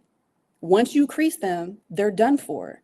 And in my household, we had a thing we called the Air Force One graveyard in our garage. And it was once your Air Force Ones, you wore them a couple times, they're not good no more. You put them out there. They're still good. They're just not good because you're under this idea that you can't wear them more than a few times. There were so many Air Force Ones out there. It was insane. Like, you just keep buying them. You feel like you got to keep getting them more and more and more. So in this case, this song, they had influence on the lyrics to this song. And it's intentional to encourage you to continue to spend your money on buying these shoes through Nike. All right, so the next thing, I'm going to go back, sorry. For this song, the part that I skipped, I said I was going to come back. That line is, the last person that touched him, I damn near shot him. Now, when I was doing this song, I got a message, and hold on, I gotta find it. Okay, here it is. All right, about this one, the Holy Spirit said, Nike triggers violence when someone steps on your shoes. Go back to Aaron Hernandez. So if you have ever, of course, if you are into shoes, you know what I'm talking about. If someone steps on your shoes, your initial reaction might be violence. Literally, you might immediately want to fight them. It's a very common start of fights. And in this case, he said, go back to Aaron Hernandez. So I went back to Aaron. Now, this is a different day. So this day is July 16th, 2012. The Odin Lloyd murder was in 2013. So this is prior. On this night, he shot 2 people. But when he went to court, he did get not guilty. He got not guilty mainly because they didn't give a lot of credibility to his best friend that was with him. So when the Lord said, go back to Aaron Hernandez, I knew that he meant go back to the other case. And I had forgot about it. So I had to look into it a little bit. So I found some surveillance. And when I tell you I have the eagle eye for sneakers, I can identify your shoes from a mile away. Okay. So I go to the old crime and I seen the surveillance and I knew exactly what they were as soon as I seen them. So I'm like, let me double check sneaker release calendar. So this version came out June 23rd. This shooting happened July 16th. So once again, a brand new pair of shoes, brand new Jordans came out. He goes to the club. He's with his best friend. While they're at the club, it's another guy there that spilled a drink on Aaron. And they get into an argument. The guy has other people with him, and it's just him and Aaron. So they get into the argument. Him and his friend leave. So they go back to the truck. And after they leave, the other guys that they got into the argument with, they leave as well. Aaron saw them, and he told his friend, there they go, there they go. So he told him to start driving, and Aaron shot both of them, and he killed them. So they had evidence through like the car. There was like a lot of evidence that they could have used to convict him. But like I said, they didn't believe the witness testimony of his friend because his friend was a known drug dealer and he had a violent history, and they had text messages between him and Aaron, and they were saying that the text messages were basically trying to just get money out of him for something that he didn't do. But in actuality, he was sending the messages because he was saying, like, you shot me. So he shot his friend. I forgot that part. After this happened, Aaron became very paranoid. Paranoia is another symptom that's going to go with CTE. He became very paranoid that he was being followed by the police. And his friend was like, they're probably following you for what you did. He was referring to this night where he shot the 2 people. And they got into like a little argument. And he said that Aaron shot him in the face. He lost his eye. Aaron kicked him out he shot him and got him out the car and left him there. And then after that, he lived, of course, but he didn't tell the police what happened. He never told that it was Aaron. So he was basically saying, I was sending the text messages because I wanted Aaron to give me some money since I didn't tell, which was still, like, that looks bad on the stand, of course, but Aaron did get not guilty for this. But the Lord wanted me to go back to it because there was a connection to those shoes.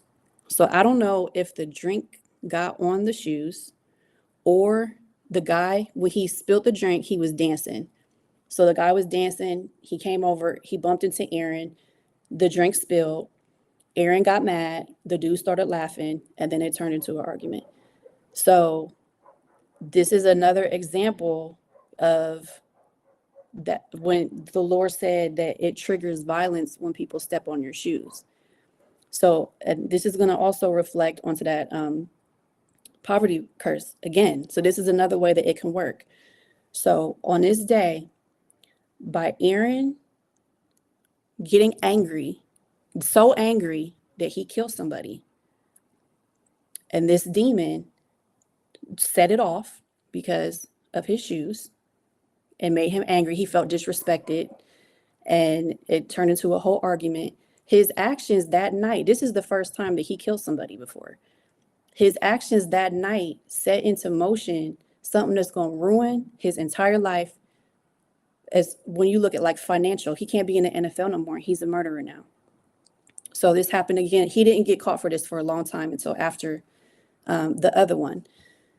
So the next topic, sorry, 1 second. I gotta see my slides.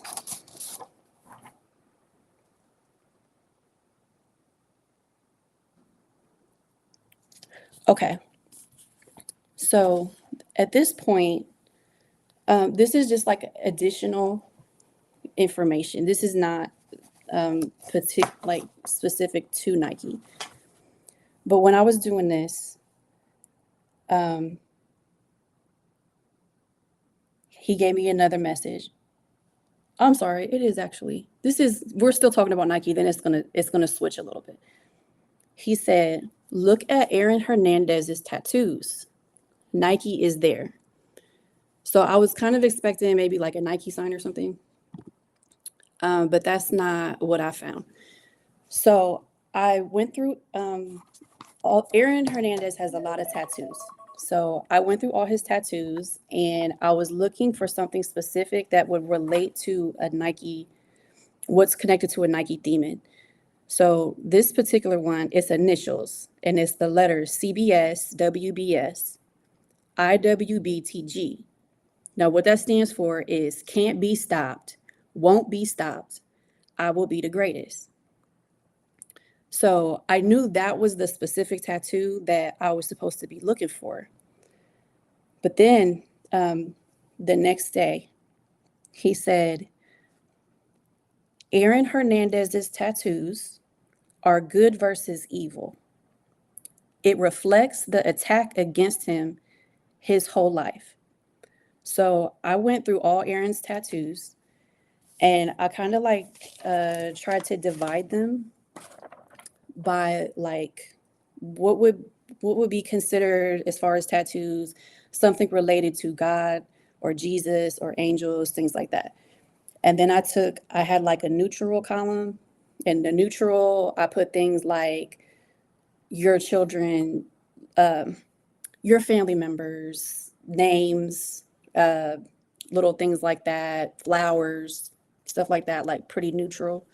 And then I made a column where I would consider something to be, it could have demonic symbolism to it. So when I did Aaron's, he has a lot of tattoos. So his first column, he has all type of things. He has angels versus demons tattoo. He has angels. He has a lion. He has Jesus, a Bible, all these things. And his neutral is longer, and his longest column is what I consider the more demonic category. So here's two examples of those tattoos. So there's an all-seeing eye. There's a gun right there. He has a lot. He has a lot of tattoos. He has like a joker. It says mind on my money, money on my mind. He has hate me now. There's a whole bunch of dollar signs.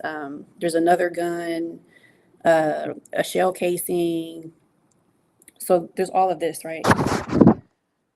So Aaron Hernandez was molested when he was a child. I forget how old he was, but he was very young. He was molested by a babysitter. And the Lord wanted me to look into Aaron Hernandez because he said that you can use this, what I'm about to tell you, you can use this when you see people that you know, or people that you see like celebrities, because I'm about to show you two more examples. If you see a person that has these tattoos, so they have a mix of Jesus, crosses, all those things. And then like Aaron, just like Aaron, they also have a lot that you could consider demonic symbolism. This physically shows you the spiritual battle that they're experiencing, and this person's life had a calling from the Lord, okay? The demonic spirits that are dealing with this person are causing them to get these different tattoos. That person's real, that the real part of them is more prone to getting the tattoos that to them reflects God, because that's who they really are. Okay, so I was looking at Aaron. Oh, I'm about to get sad. I'm sorry. Okay. He gave me two names. These are celebrities. I'm going to show you these pictures. This is happening. So, of course, Aaron Hernandez has passed away. These two celebrities that I'm about to show you, I just want you to look at their chest tattoos, okay? So, these two people have a calling on their life.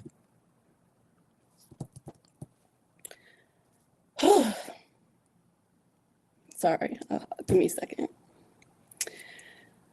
Okay, so we have Ryan Garcia. He's a professional boxer. And then you have Justin Bieber. I don't know the most about Ryan. I know like who he is and stuff like that. Justin Bieber, I love Justin Bieber. So I know a lot about Justin. I looked into Ryan a little bit. So if you look at these tattoos, you're going to see their chest. So Ryan has a lion. It's for the Lion of Judah for Jesus. He has a cross in the middle, and then he has, I believe it's another lion. Justin Bieber has, in that same spot, his setup, he has a bear, a cross, and a lion. And the lion, I think each of their lions has a crown on it. So I did the same thing with Ryan's tattoos and Justin's tattoos. So Ryan doesn't have as many tattoos, but on his side, he has the lion with the crown and a cross and a dove and crucifix, and he has a crown with the sword because he's a warrior. He has the word warrior. He said it's because he's a warrior for Christ, and he also has an all-seeing eye, and on his hand it's really big, and he has a really big snake with a skeleton on his arm. So this is reflecting what's going on eternally with him right now. Ryan Garcia has openly said that he was molested when he was a child. This is the same exact thing as Aaron Hernandez, okay? And I don't think Ryan Garcia is doing good right now. Like, I think he might be in rehab or is being ordered to go to rehab or something like that.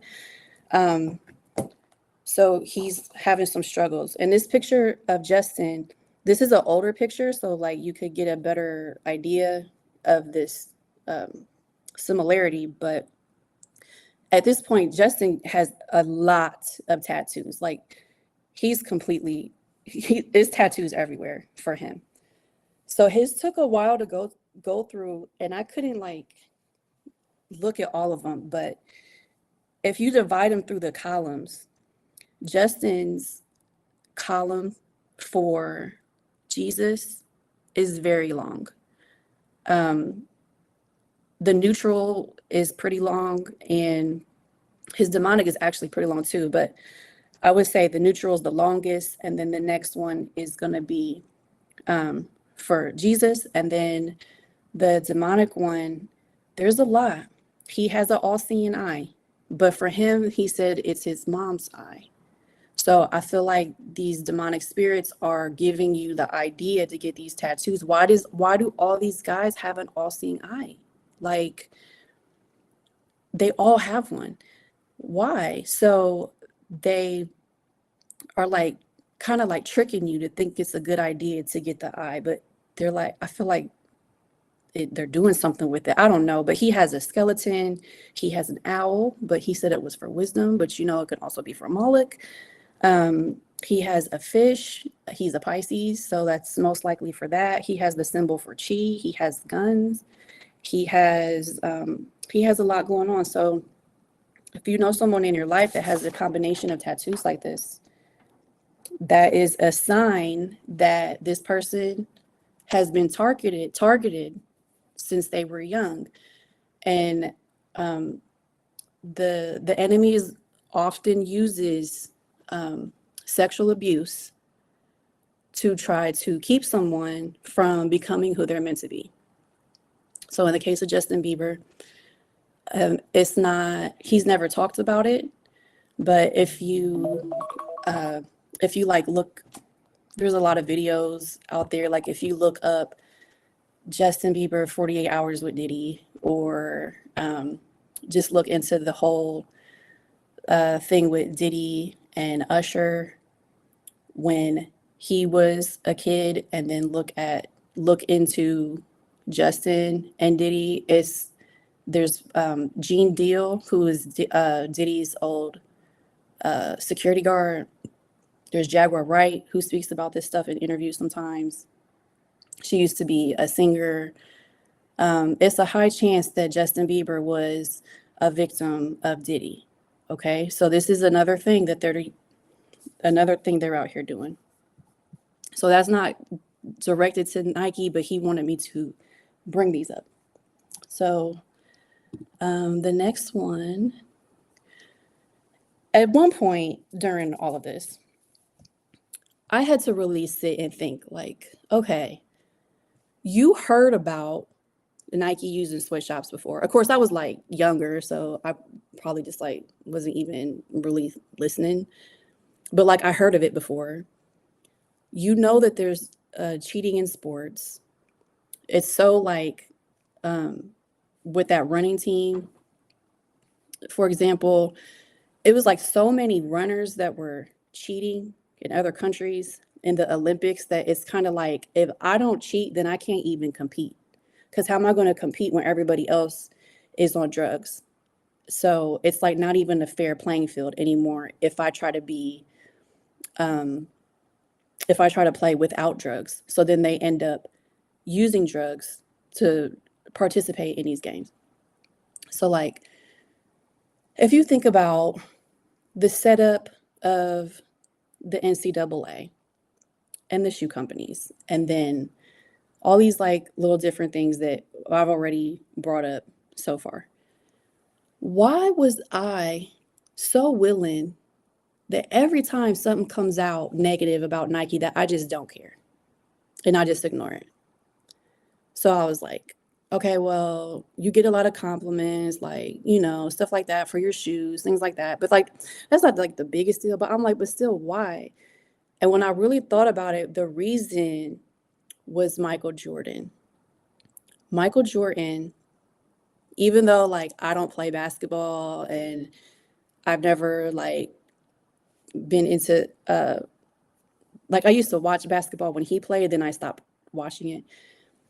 But if you were like alive during that time and you look at all the commercials and the way that they presented, the way Nike presented Michael Jordan through his marketing, Michael Jordan is like, he's something else.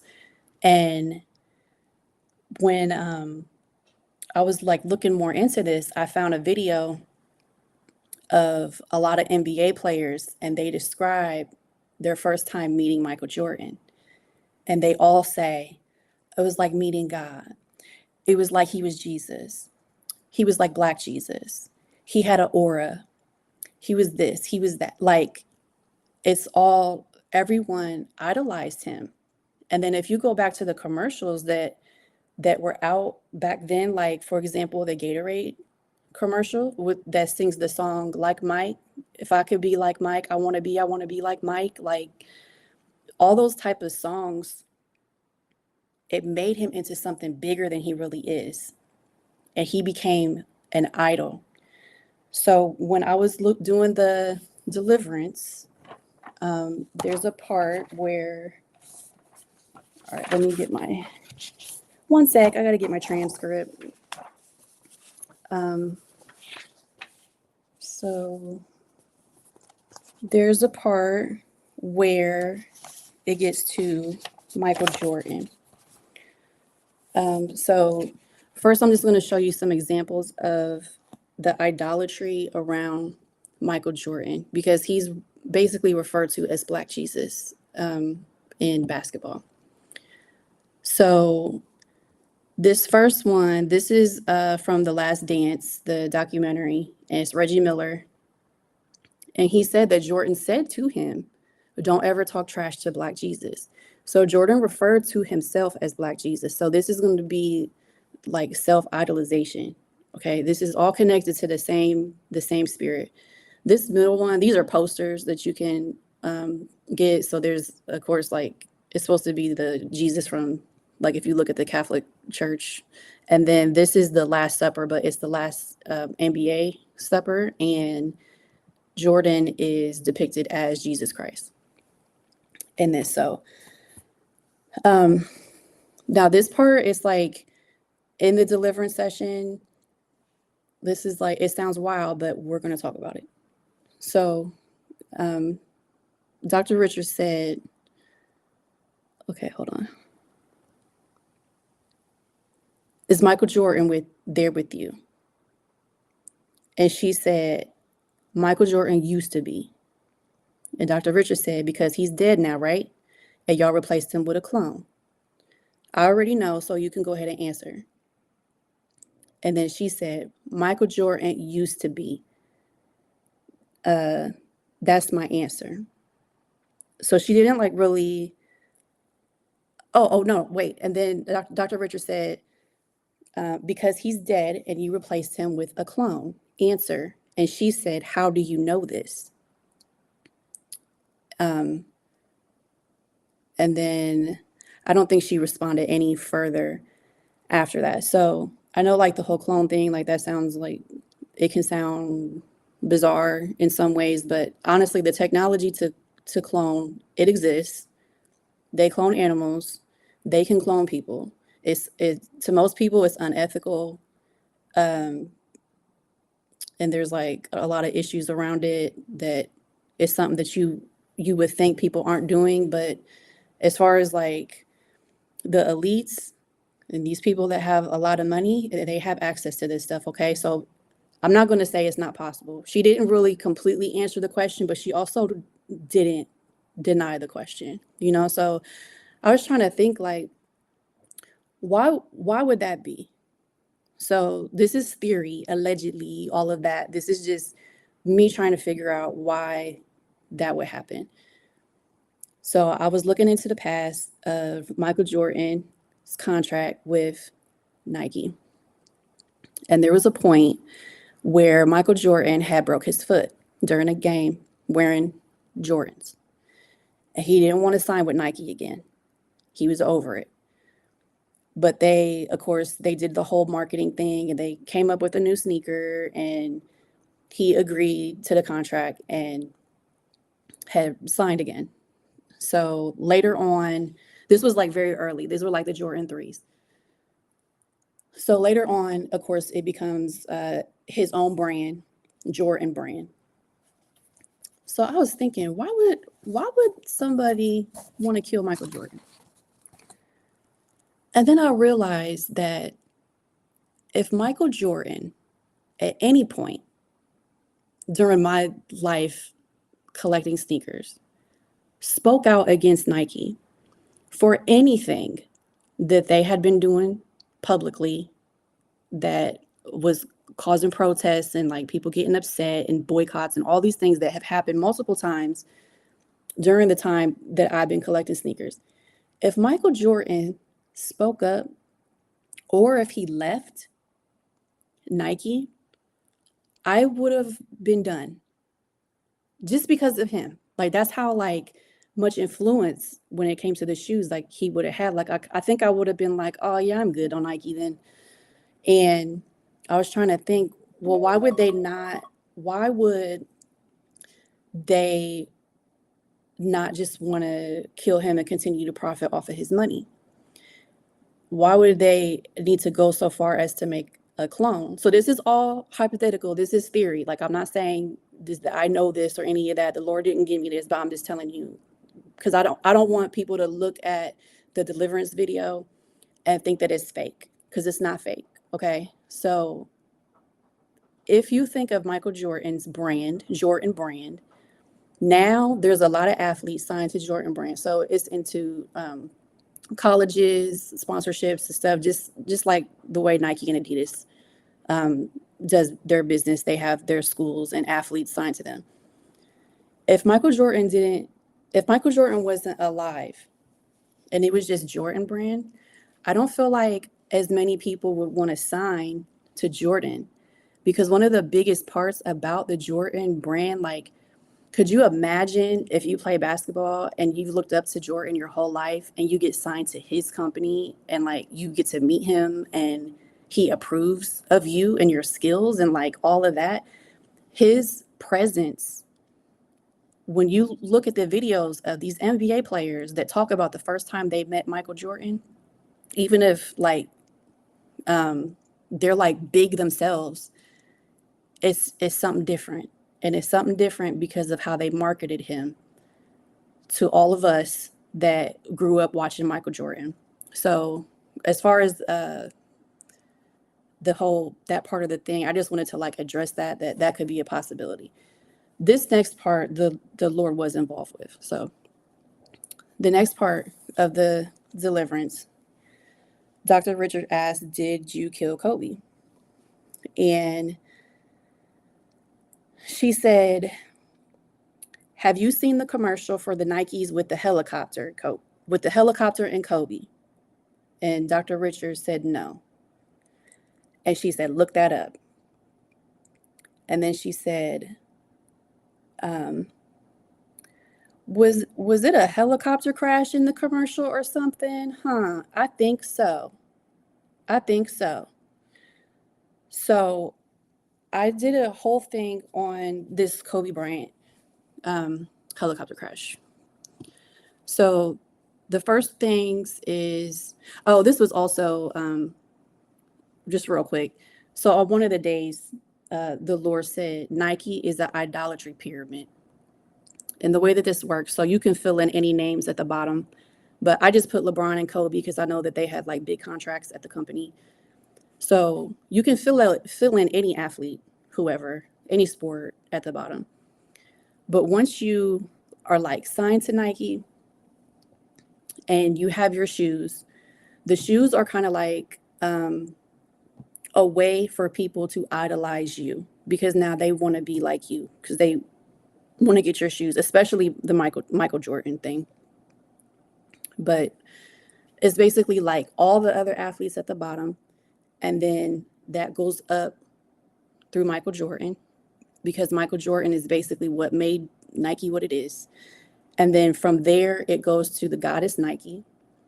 And then outside of that pyramid, within that company, that's diverted to the devil, because you're taking worship away from God. So when you think of like sporting events, and it's all the crowd, and they're all like going crazy, and they're super into the game, and if they lose, their team loses, they start crying, and all these things, like these are all how strong sports idolatry is. So it's taken away from the real worship to God. So that's what that was about. Another one. This was an extra message too. He said, look at Chris Brown's tattoos. Nike is there. And of course, Chris Brown is not an athlete. And I was shocked when I saw this, okay? But Chris Brown has a Jordan tattooed on his face. So he said this was idolatry.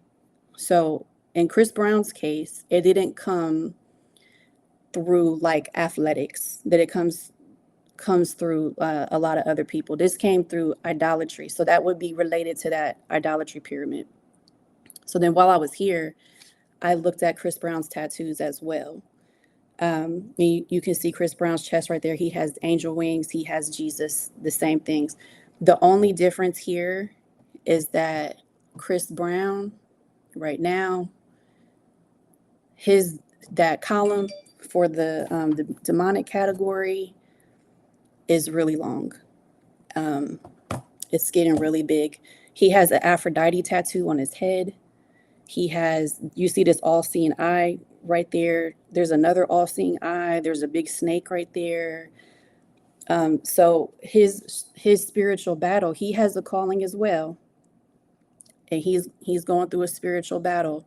And he has a lot of demonic spirits that are trying to ruin his life and his purpose as well. Okay, so here's Kobe. And here's the helicopter foreshadowing for Kobe Bryant. So in 2011, it was the Nike commercial that I talked about in the beginning. So in this video, there's a helicopter crash. In 2016, at Kobe Bryant's final basketball game for the LA Lakers, there was a toy that if you got courtside, you would get one of those bags. So that's a bag it's a Nike bag. You got a t-shirt, a Nike t-shirt, and then you got this toy. Now this toy is an action figure of Kobe Bryant, but it turns into a helicopter. Okay. In 2016, there was an episode of a cartoon called Legends of Chamberlain Heights. The name of the episode is season 1, episode 8. It's called End of Days. And during this episode, there's a helicopter crash, and Kobe Bryant dies in this crash. People were saying that it's predicted on The Simpsons. That's not true. I checked that whole thing. I went through the episodes that it was referring to and all of that just to make sure. So The Simpsons did not predict Kobe Bryant's death. So I'm going to debunk that real quick. So as far as this foreshadowing, right? I was trying to think, why would someone want to kill Kobe that was related to Nike? Because the Nike demon is the one that revealed this information. So there's two things that happened right around his death. Right before his death, so these are two articles that I found. These are about 2 weeks before he passed away. Kobe Bryant was reportedly preparing for a massive breakup with Nike just weeks before his untimely death. And this other one says, Kobe Bryant was reportedly considering leaving Nike and starting his own Mamba shoe brand prior to his death. So he was going to start his own company where the players would receive more money instead of having to go through a company like Nike. This is an investor. He owns Virgin Hyperloop. It's like a transportation company. And he posted these two tweets after Kobe had died. And it says, I met with Kobe Bryant in late December 2019. Kobe wasn't happy with Nike and was going to leave it in 2020. Kobe was going to start Mamba, a shoe company owned by players. So this was the investor that was going to go into business with him. He passed away weeks later. What he was about to do in business was going to eclipse his sport career. These are designs my team did to show him that day for an independent Mamba shoe company. Here's my calendar details. And there's witnesses to the meeting and Kobe's plans with Gina Ford, who manages Usain Bolt. And this is a picture. He posted a picture of his calendar, and he had a meeting scheduled with Kobe that day. So he was going to leave. There's a lot of conspiracy theory as well, because there was a pharmaceutical company that had some pills called Black Mamba. Kobe Bryant was supposed to go to court 2 weeks after he passed away. He was going to court for a trademark claim. There's some people that say he knew that they were putting something in the drug, but I couldn't find that in the court documents, but he was supposed to go to court and he was suing for trademark. So that is true. He was going to go. So you got two major companies. So you have Nike that's about to lose Kobe, and then you have this company, pharmaceutical, that is about to go to court with him for trademark violation, right? So when I was doing all of this, I found out I wasn't going to put this in, but I got a message this morning. So that's why this is included. The day that Kobe died, on the satanic ritual calendar, that day is referred to as the great climax. So that's 5 weeks after the winter solstice plus 1 day. And I found this calendar, and it has like different rituals. What type of rituals go along with whatever day? So it's like a great climax week. And then on this specific day, they do a ritual. I'm not sure how you pronounce it, but when I looked at it, it said it was human sacrifice, but it was for a woman and child. Okay, so I'm like, well, that's interesting because Kobe was with his child, but Kobe's a man. So this would have been a big ritual. It would have had to do with elites. It would have been something real sinister going on if this was some type of sacrifice, and that's why Kobe had died. So I left it alone. But this morning, I got a message, and he said, look at, where's my notes? He said, look at who else was in the helicopter. So when I went to it, so we got Kobe and Gianna, and then you have another girl, young girl on Gianna's team. That's her friend with her parents. So it's her father and mother. Then you have Christina, she was a coach. And then you have Sarah Chester, who's a mother, and Peyton Chester, who's the child. And then the final picture, that's the pilot. So is there connections to something sinister that happened? Yes, there is. I can't prove anything, of course, allegedly, but based off of all of this thing, something did happen. So I don't know if it was Nike directly. I don't know if it was just the spirit that she was referring to, something she had set up, but they had been putting this out there for the public to see, to foreshadow for years. Since 2011 is when they started putting that out, and Kobe died in 2020. So the next thing is, let me see. After he died, the partnership with Nike ended. Okay, so Vanessa Bryant, his widow, originally she did not renew the contract. She did renew it though in 2022. So right now they are making Kobe Bryant sneakers again. She just made a post a few days ago about a new color coming out. So Nike, the company, is profiting off of Kobe Bryant again. Okay. And that's real unfortunate. So back to the deliverance session, when I was reading it, she was saying, look up my brothers and my sisters. And she said sisters, which was plural. But when I had looked, I only found one sister, but she had 2 brothers. So when I continued to look, Pallas, who's her dad, the god of Warcraft, in other versions of stories, it's saying that she does have 2 other sisters. Is Selene, the goddess of the moon, and Eos, the goddess of dawn. So those are going to be connected to Nike as well. She said that she owns Nike, Jordan, and Converse. So if you didn't know that, this is directly from Nike.com. Those are their brands. So 1971 is Nike, 97 is when they started Jordan, and they purchased Converse in 2003. She said, let me get my transcript because she said a lot about Adidas. But she did say that Adidas belonged to the Marine Kingdom as well. And just like based off of the other things that Nike does, like in business, as far as like the sports and like the stuff with the NCAA and the kids and all of that stuff. Adidas does the same thing. Adidas uses sweatshops too. They do all the same stuff.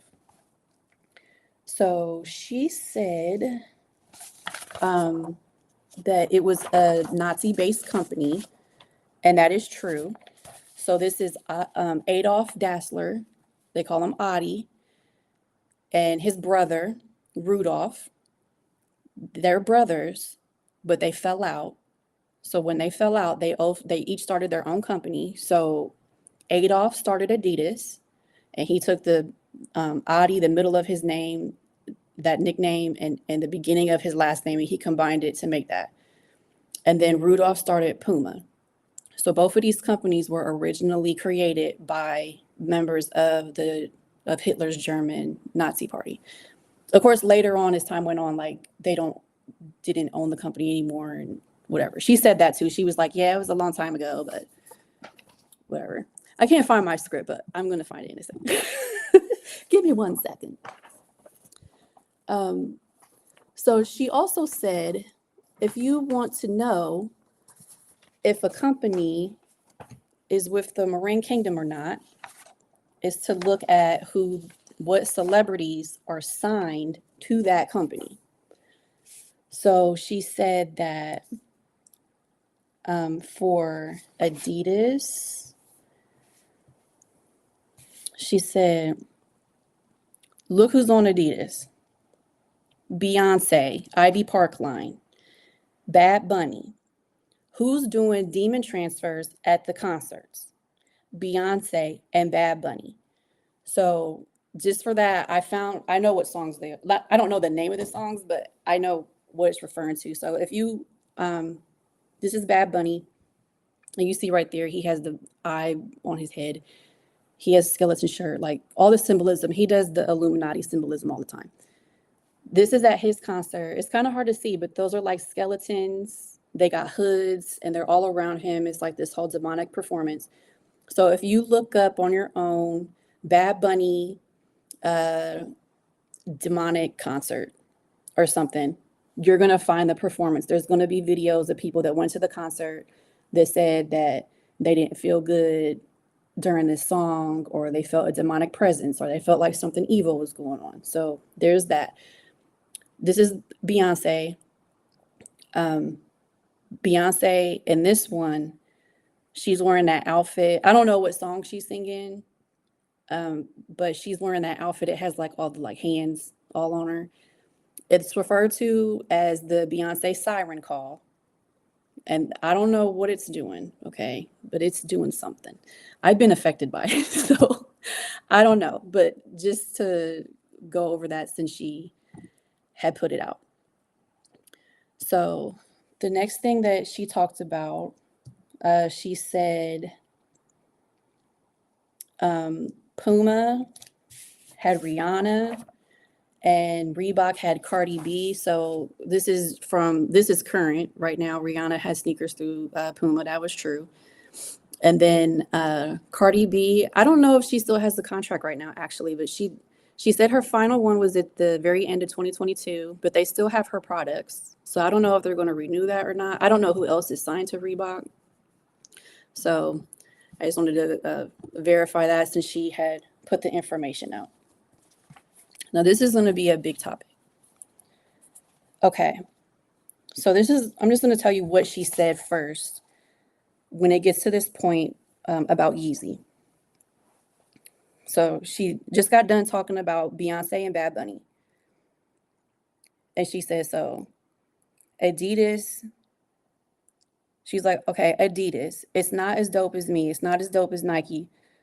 But Adidas, the only one over there at Adidas that wasn't on it, meaning this demonic stuff, that wasn't on it, but they're on it now, is Yeezy. When Kanye started running his mouth and they took that deal, he ain't getting paid for them shoes no more. But he's right back with the devil, right back where he came from. He was with the Lord for a little bit. Them Yeezys that were coming out, during those years. Okay, Adidas, you funded those, you fronted those. Okay. But anything new Yeezy, if it's something from him by himself, that is ours. All right, so I want to clarify. I wanted to clarify because the Lord wanted me to bring this up. So before Ye was with Adidas, he was with Nike first. So he had two sets of sneakers that came out, the Nike Air Yeezy 1s and the Yeezy 2s. The Yeezy 2s, during this time period, now he's talked about this before, like in songs and things like that he had a contract with the devil. So he openly has said that. That was during this time. So this is from the music video from Power. It's one of his big songs from 2010. He has a really big Horus necklace on. So this is Horus. He's an Egyptian god. That's the eye of Horus. The eye of Horus is the all-seeing eye that's connected to the Illuminati symbolism. That logo right there, the black and white image, that is the full logo. So that little bird at the bottom, that's the hieroglyphics for Osiris, but it's supposed to be like for the Yeezys. And that's the logo that was on his shoe. So he had Horus on his the Yeezy 2s. Horus, so there's another thing that I'm doing, and I'm basically finding out in stories in different cultures, where did Satan place himself? Who is he basically masquerading as to deceive people not to believe in God and Jesus Christ? One of his things is Horus. But I'm not going to talk about Horus. I'm going to talk about that next time because it's all connected for the following research meeting. So Nike Air Yeezy, even though it's from Ye, this is not protected. Nothing at Nike is protected. Okay. So this is not okay. There's demonic attachment to these shoes as well. Now, I also got additional clarification on Yeezy, Gap, Balenciaga. That was another collab that Ye had. And Balenciaga, of course, is a company to avoid. He didn't really say anything about the Gap, so I don't know what the Gap is doing. But anything Yeezy that came from Adidas, God protected that. He also protected the products at Yeezy, Gap, Balenciaga. So if you have conviction, you don't want to wear something associated with Ye just because of stuff that he's been doing recently or stuff that he said, because at the moment Ye does not believe in God. He doesn't believe in God anymore. He says that he's God. So if you have an issue with that and you don't want to wear Yeezy, that's totally fine. But just if you do, it's not connected to the Marine Kingdom, okay? All right, I'm about to probably cry now. Give me 1 second. Okay, so I'm doing 3 projects. So the first project is this Nike one. The second one is finding Satan in ancient history, who he's parading as. And my third one this is a big one. When I tell you that I got messages for Ye, I get messages about Ye so much. You guys, so I know before we talked about the Biebs, Justin Bieber and Ryan Garcia, that those are 2 examples of people that have a calling on their life. Ye does not just have a calling.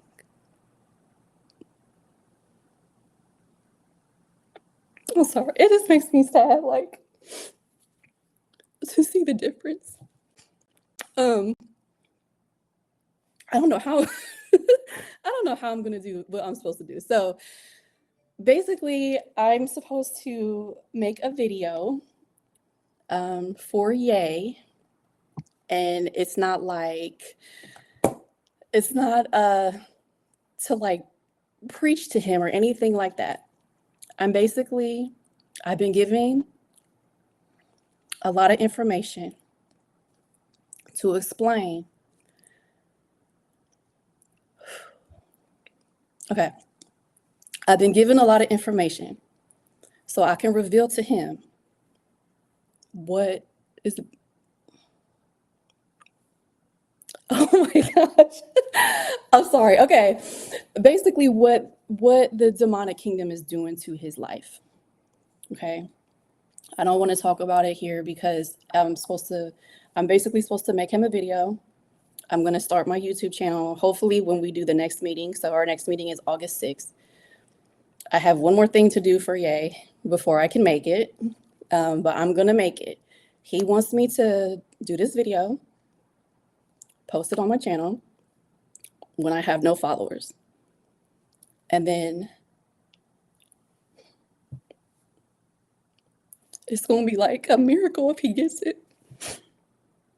So if he gets my message and responds, it's going to be something big for him, something real big. I have a lot of stuff to say to him. It's a lot of information. It makes me cry. It just makes me real sad. So in the future, like, you guys can all watch it, of course, because you'll get more revelation of how does the enemy target people. So yeah, so message for Ye coming soon, coming very soon. And it's a good one, guys. It's a good one. Next one is Olympics. All right, here's some pictures of Olympic medals. So in the transcript, she, at the end, she brings up the Olympics and she says, I'm all over the medals.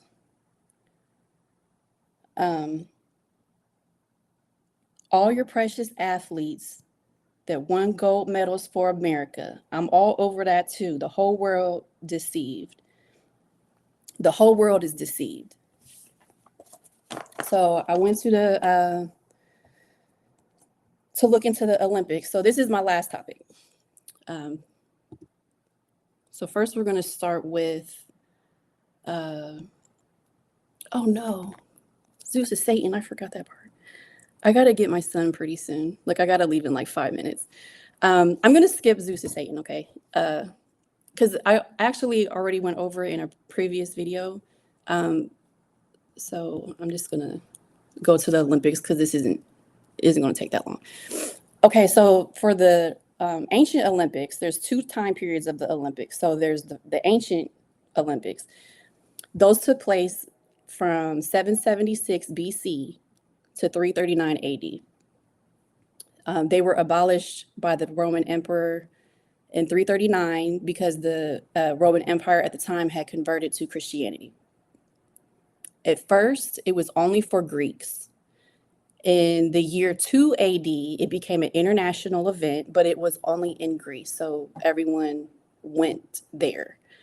During that time period, the Olympics was completely religious. It was worship to the gods and goddesses. They did sacrifices, they did rituals.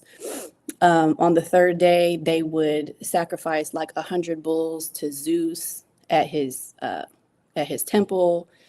And Nike is basically, they said she presided over the whole event. So Nike is associated to all victories, whether it's battles or peaceful victories. So any athletic games, including competition like art competition or anything you can think of, any contest, like those were all connected. They used to have trumpeting in the ancient Olympic Games. It was a contest, and they had a contest for sculpting, who would sculpt the winner, who would sculpt the sculptures for Nike, like stuff like that. So it wasn't just sports. but it's all highly connected to worship. So that's why in 339 it was abolished at that time. So fast forward to 1896. I still need to look into this some more. But in 1836, they started the modern Olympic Games. And there's a guy, Baron Pierre, he founded the International Olympic Committee during that year. So I want to look and see if I can find out more information of where did he get that idea from, now that like we've seen how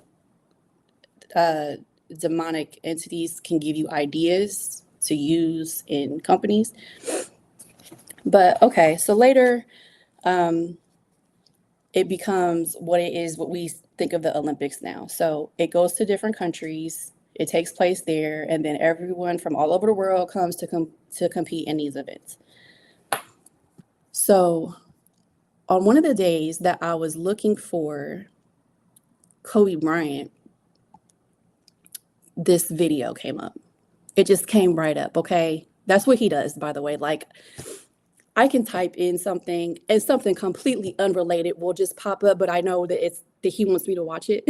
So that's how I saw this video. And the video that came up, it was for the Olympic torch lighting ceremony. So when I watched it, I was very suspicious, okay? So this just happened for this Olympics right now. So this ceremony was maybe like 2 weeks ago, I want to say. I could be wrong, but it's for this year's Olympics. So I'm watching it. This takes place in Greece at the ruins of the temple of Hera. Hera is Zeus's wife. So these women here are supposed to represent, they're called the Vestal Virgins. And during the ancient times, those were women that their job was to keep the eternal fire burning at all times. That was their job. They would get punished for it if the light went out. So they had to be virgins. It was like a big honor if you were one of them.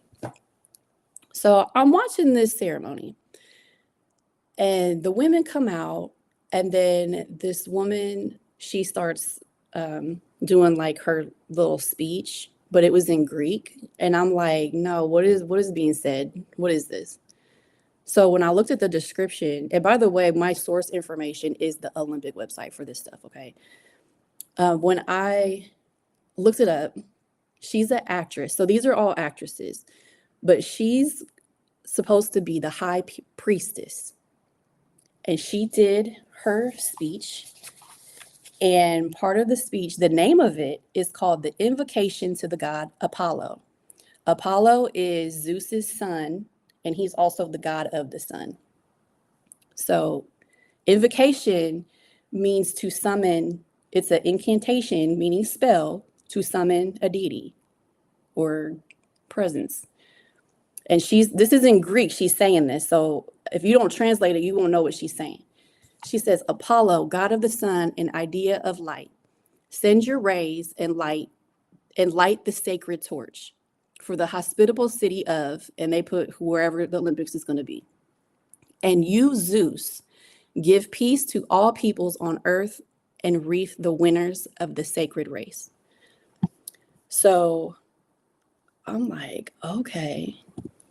So then I found out, all right, so this torch relay, they light the torch at the temple. They use a mirror to reflect the light of the sun to light it. So it's supposed to be like Apollo is lighting this torch, okay? Then that torch travels around the world to wherever it's going to go. They didn't do that before because it was only in Greece. It didn't go anywhere. So in 1936, That was the first time that they did it.